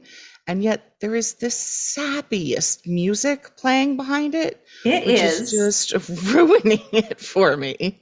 It is. Do do do Oh do do do, God, no but played on wonder. a guitar. Well, okay. So see, I hate it no matter what you play it on. So Okay, it's completely ruining it for me again. it's the music, guys. We've Yeah, confirmed it. It doesn't matter what instrument is played on. no, this Yeah. is terrible, terrible music choice. I'm sorry to whoever chose it that I'm coming down this hard on it, but you didn't do a good job on this one. I will say that the music in this episode, there weren't like songs from famous artists that they were playing. They had a lot of like Felicity theme Jazz music. elevator music. Well, there was some of that, but there was also a lot of like theme music for the show that we'll hear in many episodes across many different things. That we heard it a lot in different scenes in this episode, and this particular scene they used what had been a piano theme, but they played guitar with it, and I think that's been like the one that we've responded to really negatively. Yeah, I it's don't know terrible. that we respond like super positively to the other ones, although I will say that it's very familiar to me, to hear those songs. So there is something about that. But this is the one that we hear that like apparently no matter what instrument it's played on, Just we just ruins hate the it. scene. Um, Because it's a nice so scene, you know? They're both saying that they didn't want to lose each other, and he's saying, you know, maybe I'll send you a care package here or there, and then they have this great goodbye kiss. mhm, Is just freaking ruined. with Stupid, sappy music. yeah. So all right, that's the second type of kiss that we're going to see here in this little sequence. Then we're going to get another one. Hmm. Sean is flossing in the same, I don't even know how they shoot in this bathroom. Yeah, It but is it is the such, same bathroom with that was mhm, in the last episode yeah, it's the because I same saw the bathroom. tiles. Such a small space. It's a different angle. Well, I guess it's the angle looking in from the door to the Yeah, mirror, which I suppose you have a little bit more room to operate there if you're a camera operator. I don't know. I mean, we've seen the other angle of this yeah. from like the shower side, and so there is a door here. I don't know. It's interesting to me that they managed to get so much coverage of this tiny space. But Sean is flossing in this bathroom, Hmm. and Meghan approaches and he's like, the cookies were really good. You're very talented. And there's this like biting undertone to the whole his how he's delivering all this. He's like a little salty.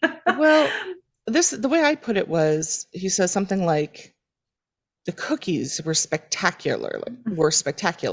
And then I put next to it said aggressively Yeah. because Megan does the same thing with like, is that a new shirt? Yeah. Said aggressively. Yeah.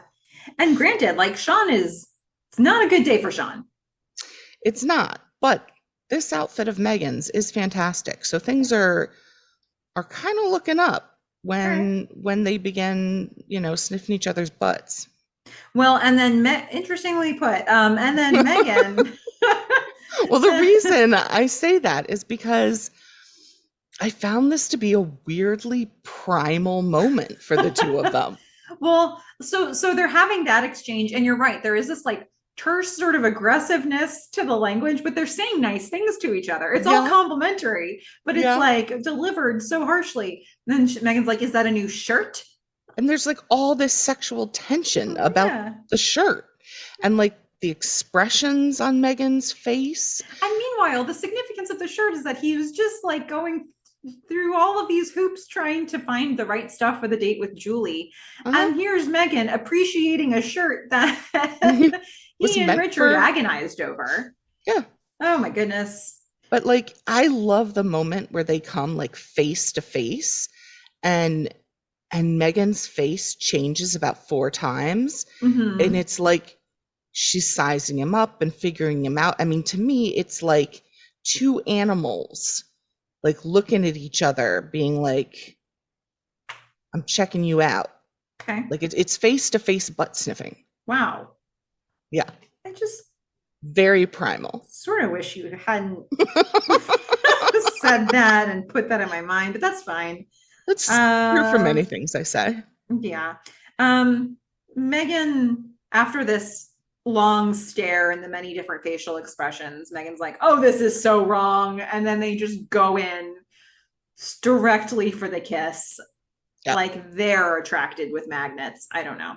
Yeah. Um, I still went with the primal, like I know. they're attacking each other, but I'm assuming somehow, because I don't know how, because it's a very small space. Like I don't even think like they would both fit in the bathtub. Like he's too tall. I don't know, but I'm assuming they're going to sleep together. I'm guessing they maybe find their way back up to the loft. Um, That would be a weird walk through a loft that is potentially full of other people. well, but they would know how many people are in there Would they?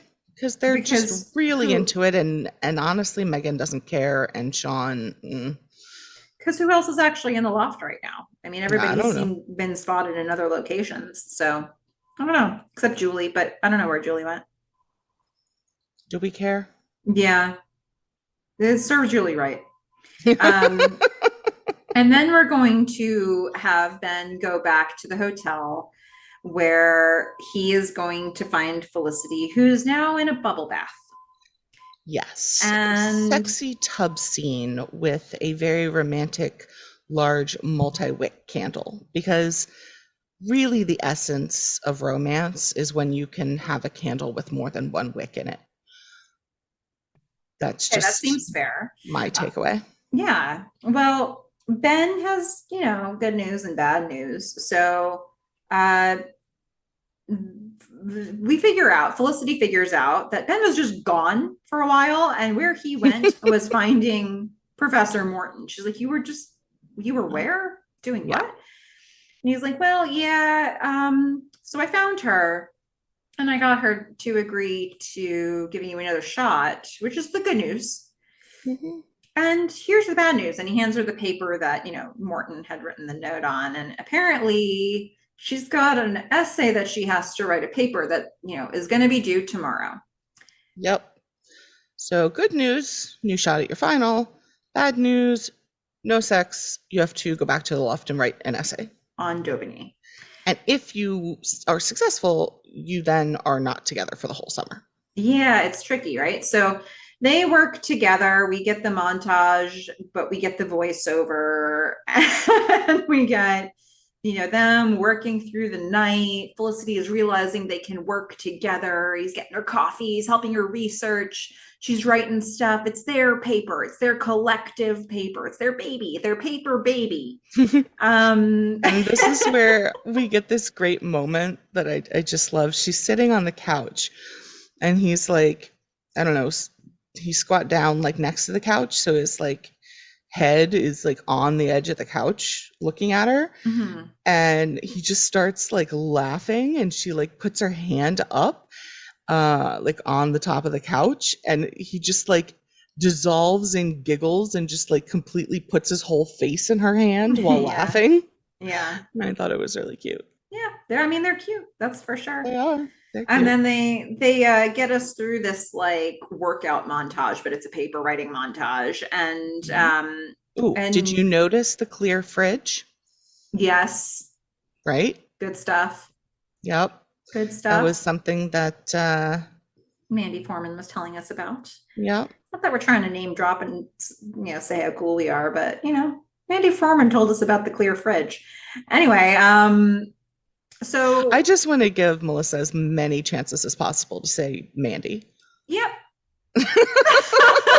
I'm taking them. I'm taking all of them. And I'm like doubling it. Like I've dropped her name so many times here. You might be thinking to yourself, listeners, that this is unnecessary. And I don't even know what to tell you. Right. So we get the results of this as quickly as possible. They want to set up tension for the next episode. So Professor Morton loved the paper. Loved it. It's our paper. She loved our paper baby. And then she offers the internship, and that's happening in sort of a discussion we can't hear.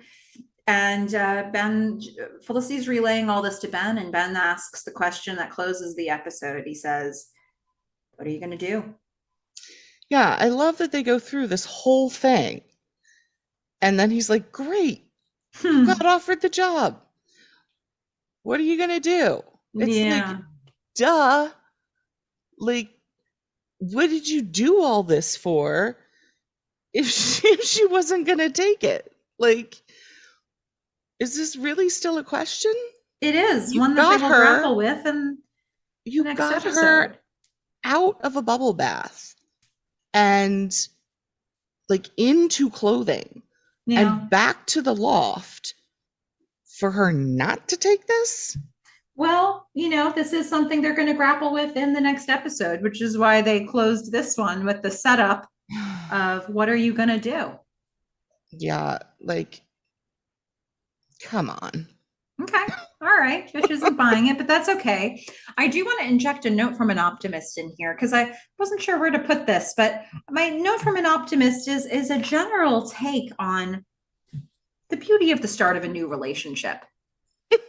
I mean, How great is this? This is what Fish has been waiting for a while now. This, what does it look like when Felicity and Ben are in a relationship? It looks like this. It's cute, okay? Yeah. There's kissing, there's magnets on lips, there's, losing track of time, there's watches that stop and nobody notices. It's 10 after 4 of it all. There's the we're gonna team up and work on our paper baby together. It's just cute. And they've waited a long time for this. And they're finally on the same page. I don't know how long we'll stay there, but we're on the same page and we are feeling good about the start of it all. They can't get enough of each other. And boy, isn't this cute? I like it. I like it. I feel it for them. I really hope it lasts longer than the last time, which Ugh, was like 3 episodes. I know. At Um, best, maybe 2, maybe 1.5. Only one that felt good, you know? yeah, I mean, Like, they're already like way further along than they were last time. yeah, yeah. Um, We didn't really get a lot of chances to see them like this. We pretty much got one episode. And even then, there was all this drama because they were dealing with like the fallout with Julie and the fallout with Noel and feeling like they were evil people. And they are now experiencing a phase like this of their relationship with none of that baggage, which is cool. yes. We like to call this the honeymoon phase or This the, is what is it? It's the not honeymoon phase, yellow I think is right. glasses, but not Rose colored glasses. I think there's like another term besides rose tinted glasses, but I think that works too. It's sort of like, the phase where everything tastes better and you When they're lose looking at track each of other with time. googly eyes. Guys, I'm sorry I did that to all of you. Yeah, I mean, all I have is this picture of Julie with, those glasses where the Yeah. eyes come out and there's like springs on them and they Yes. just like hang forward. Yeah, I'm really proud that's to say that that's been my amazing. contribution to the Felicity community. All right, you're welcome, everybody. That and dead Cool. rabbits in a bag that Nicole was bringing to And Ben. don't forget Fen. Right, Fen. That's never been a thing until me. All right. Well, Fish. Yeah. I think it's time to head into our "You're the Worst" segment. That was the best you've ever You like done it. that? I'm going to That try to was remember that one. fantastic. That was good. Yeah. It was like really judgmental and British. Oh, okay. See, I got there eventually. It took some Yeah, we time. knew it. Look, we all knew you'd get there. Yeah. So, who's the worst in this episode, Fish? I mean, I don't think it's going to come as any surprise. Julie, Yeah, that's what I thought it was. Yeah. you are the worst. Sean is letting you live subsidized in his loft, which you've been moving in and out of for the last 2 years. And you lead him on, agreeing to a date because you, quote, couldn't say no. Then you seduce a mentally compromised Noel after he tells you he may want to marry Ruby and have a family with her. You ruin any future Ruby and Noel could have had, and she was perfect for him and he loves her. You advise Elena to hop on and ride Tracy into the sunset, even though it's compromising his faith and relationship with God, and it must have taken inhuman strength for Elena to walk away from shirtless Tracy. Thank the Lord she did not listen to you, because that could have been the end of Trace Lena and the 4th and 5th person that you hurt in one night. After you're done tearing through Sean, Noel, Ruby, Tracy, and Elena, you then throw salt on Sean's wounds by coming up uninvited into his loft with your hard nips out, expecting to still go on a date, and then basically say you love him as a friend. Ouch. Julie, you're the worst. Oh, it's just too real. Yeah, I still love Amy Jo. It's not her fault. It's also not her fault that they gave her basically no storylines to work with on her own for this whole Yeah, most of no. season 2, really. The You're the Worst segment is, again, on a per episode basis. Yeah. So, you can't, when they give us this, she's the worst in this episode. Yeah. Well, and remember, she was competing maybe against Richard for that, but I'm not sure No, that there I was ever a feel like, contest. yeah, Richard is. I feel like we just have to accept him as like the soulless husk of humor that he is and love him for it. I like that. Soulless husk of humor. Yeah. Well, folks, that was our You're the Worst segment. Julie, you're the worst. That was so good. We found it. We found it. And I'll forget it for next time, but that's okay. Don't forget it. We'll get it back. It's all right. So we are now heading into our favorite segment. Yay. After you listen to this tape, you have to erase it. It's where the listeners tell us what they think. And we've got a whole array of little bits of feedback from people on different things. A whole variety. I don't know what you're going to bring up, but I'm just going to say, like, there's some Instagram posts I've been staying away from because, I don't want to be totally spoiled, although let's just go out there because we all know you've listened to the Maddie Foreman interview now. Just going to say that again. And yeah. She spoiled me hard on assless chaps. Y'all heard that. So actually, best way to be spoiled ever. And I am looking forward to this. So yeah, awesome. It's gonna be a minute. It's not right away, but it's gonna be a minute. Yeah. But I'm staying away from some Instagram posts because of that. But I'm still reading some other ones, and I have been laughing so hard at some of these. Like, there was one from Heather. Was it Heather O'Brien? Heather M. O'Brien, yep. M. O'Brien. Oh my God, I laughed so hard. There were like 4 or 5 of them that I was like, just like in tears. Nice. You guys are awesome. Well, a lot of the feedback that I'm pulling for today we received it maybe a while ago, but it all just seems to be lining up perfectly with this episode. So I'm going to share a whole bunch of different things, just different topics. The first one I'll mention, though, because it just feels like the right time to bring this back. At Colleen.Tenbus says, I don't mind 1 or 2 pieces of the piano theme, but at least vary which piece of the song. I also remember them using this piece in season 4 during a rainy dinner scene that breaks my heart. So, Colleen, did you remember they turn it into a guitar? And also, does this mean that this is going to ruin the scene in season 4 for us? We're going to use this snippet of song a lot. I didn't remember them using another instrument for it. I remember the piano again. I didn't even recognize it as the same song. I just knew I didn't like it. Hated it with equal strength. Right. I see what you're saying. I get your point there. So there was that. I thought I'd open with that one because, it's a musical theme. Okay. I've got a little piece of Alison Atwater's Ben missive or treatise. She says, I love how much intimate time Ben and Felicity spend having whispered conversations in bed. So sweet. Yeah, I like that too. That, and again, my love language is touch. So I just love how he is always caressing her and touching her and being very sweet. Yeah. And this is definitely not the only episode where we're going to see them having these types of conversations, but it's the first one that we're getting a chance to see. And, they give us so much of that in this episode, which is nice. So, well, a little bit of that and then a lot of kissing. So we've got that.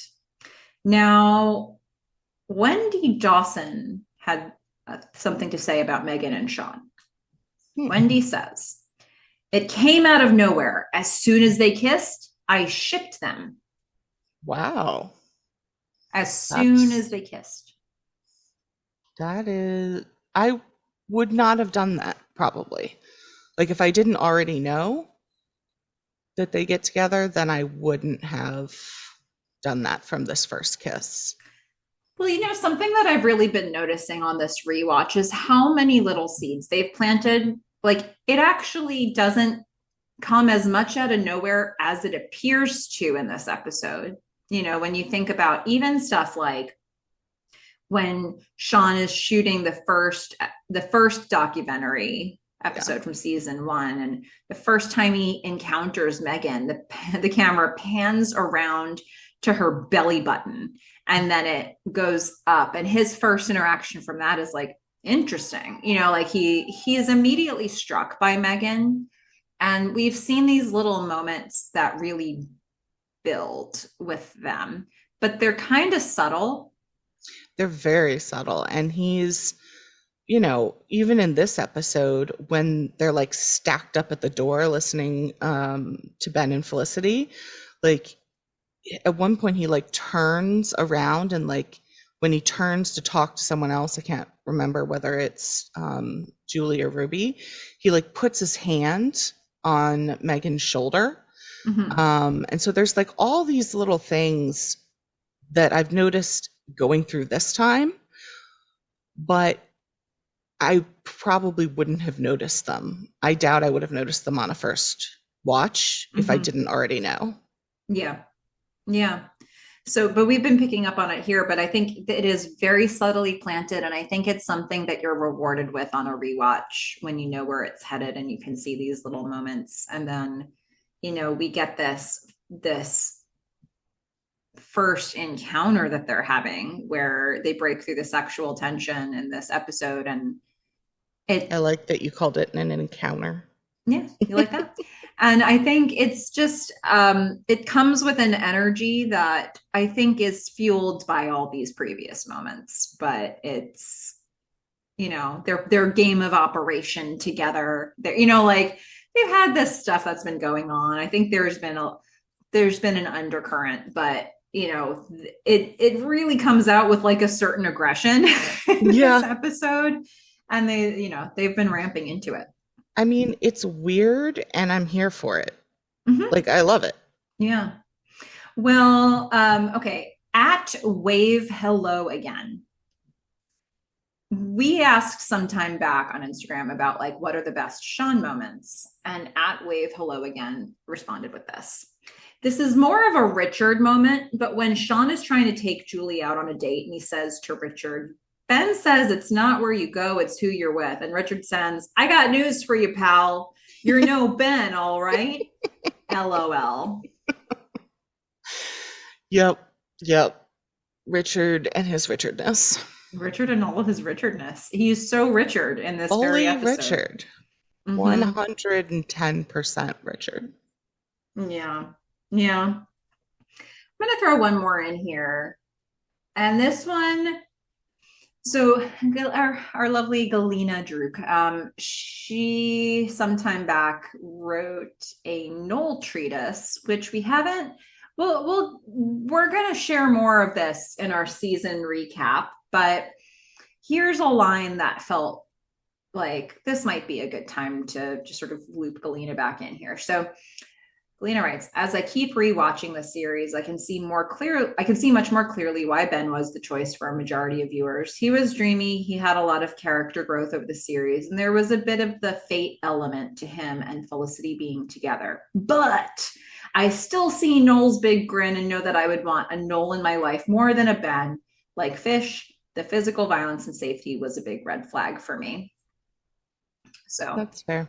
Galina is still hoping against hope here for the Noel of it all. I have a feeling she's going to be not rewarded for that. I think I've read enough at this point to be fully spoiled on what happens in the end, but that's okay. I don't know. I'm going to have a decision to make during our recap show. Well, and that decision is only the decision of one season, yes. So that's the good news for you. But thank you to everybody who's provided feedback. We love it. We love to hear from you. There's so much to say about this season 2 as it comes to a close, and we're Well, here I for it. do, just out of memory, I want to throw in the one from Heather M. O'Brien, which I don't remember the full thing that she said on Instagram. All I remember was it ended with RIP Al, which made Yeah. me, it just made me laugh so hard. Fish. I just couldn't. I, I couldn't stop laughing. And I know it upsets Melissa, but Ah, look, we're yeah. being nice. Yeah. We We're are. saying rest in peace. Fine. You Okay. beautiful, beautiful man. Thank you everybody for your feedback. Fish, shall we go ahead and rate this episode? Yes, All right. Did you want to jump in first? sure. Okay. What I are you give it a thinking? 10. Wow. Yep. How about that? This was the episode I wanted. This was the romance. This was the them in real life. This was they were so happy the whole time. It had, you know, Elena and Tracy and the great sort of, I think, correct right ending for them. It had the right ending for Noel and Ruby with its, unfortunate music, but, I think great goodbye kiss, great, bittersweet goodbyes. We got Meghan and Sean first coming together. We had, Julie and Noel not completely being totally cringe. And now I don't have to worry about that anymore. So that gets all that anxiety off my chest. Yeah, just I love this one. I think this is hilarious. I love the amount of Richard that we get and not just not just the quantity, but quality Mm-hmm. of Richard. Yep. 100% pure Richard, Mm-hmm. straight in the vein. And yeah, 10 out of 10. Love it. Wow. That's Loved it. awesome. Well, I am measuring this one in the unit of cafes de sluts. That's fantastic. I was prepared to try to pick another one if that really offended you. And then I Nope. was very glad that it didn't because I Love wanted it. that to be my unit of measurement. So I am rating this one at 9 out of 10 cafes de sluts. Now, I want you to think about this, everybody, for just a moment, because what this got dinged for, in a past episode, when we had not only a tape to Sally, but the voiceover for the whole thing, I said that was going to be a full point off. So I took a full point to be consistent and nothing else. Had they simply done that device correctly or not done it at all, I would have given this a 10 out of 10 as well. But because of the Dear Sally segment that lasted a whole episode, I gave it a 9 out of 10 cafes de sluts. Wow. It cost them an entire cafe and all of its sluts. Yeah. I mean, let that be a lesson to you. Yeah. Well, we want to know what you all think. So we would love to hear your feedback or your thoughts or how you feel about the Dear Sally segment or how you feel any of it. We would love all of that. And you can write to us at themelissafish@gmail.com. That's Melissa with one L, two S's. Themelissafish@gmail.com. You can also find us on Instagram at Felicity Podcast. If you would like to know when we drop new episodes of our podcast, you can sign up for our newsletter. So wherever you're listening to this podcast, check the show notes. We've got a link in there where you can sign up. While you're there, go ahead and rate and review us. It'll help other people who love the show Felicity to find our podcast when they're looking for Felicity content. Just helps build this community that we all know and love. Also, I just wanted to point out, we're kind of still working out the details of this, but we're obviously heading towards the end of season two.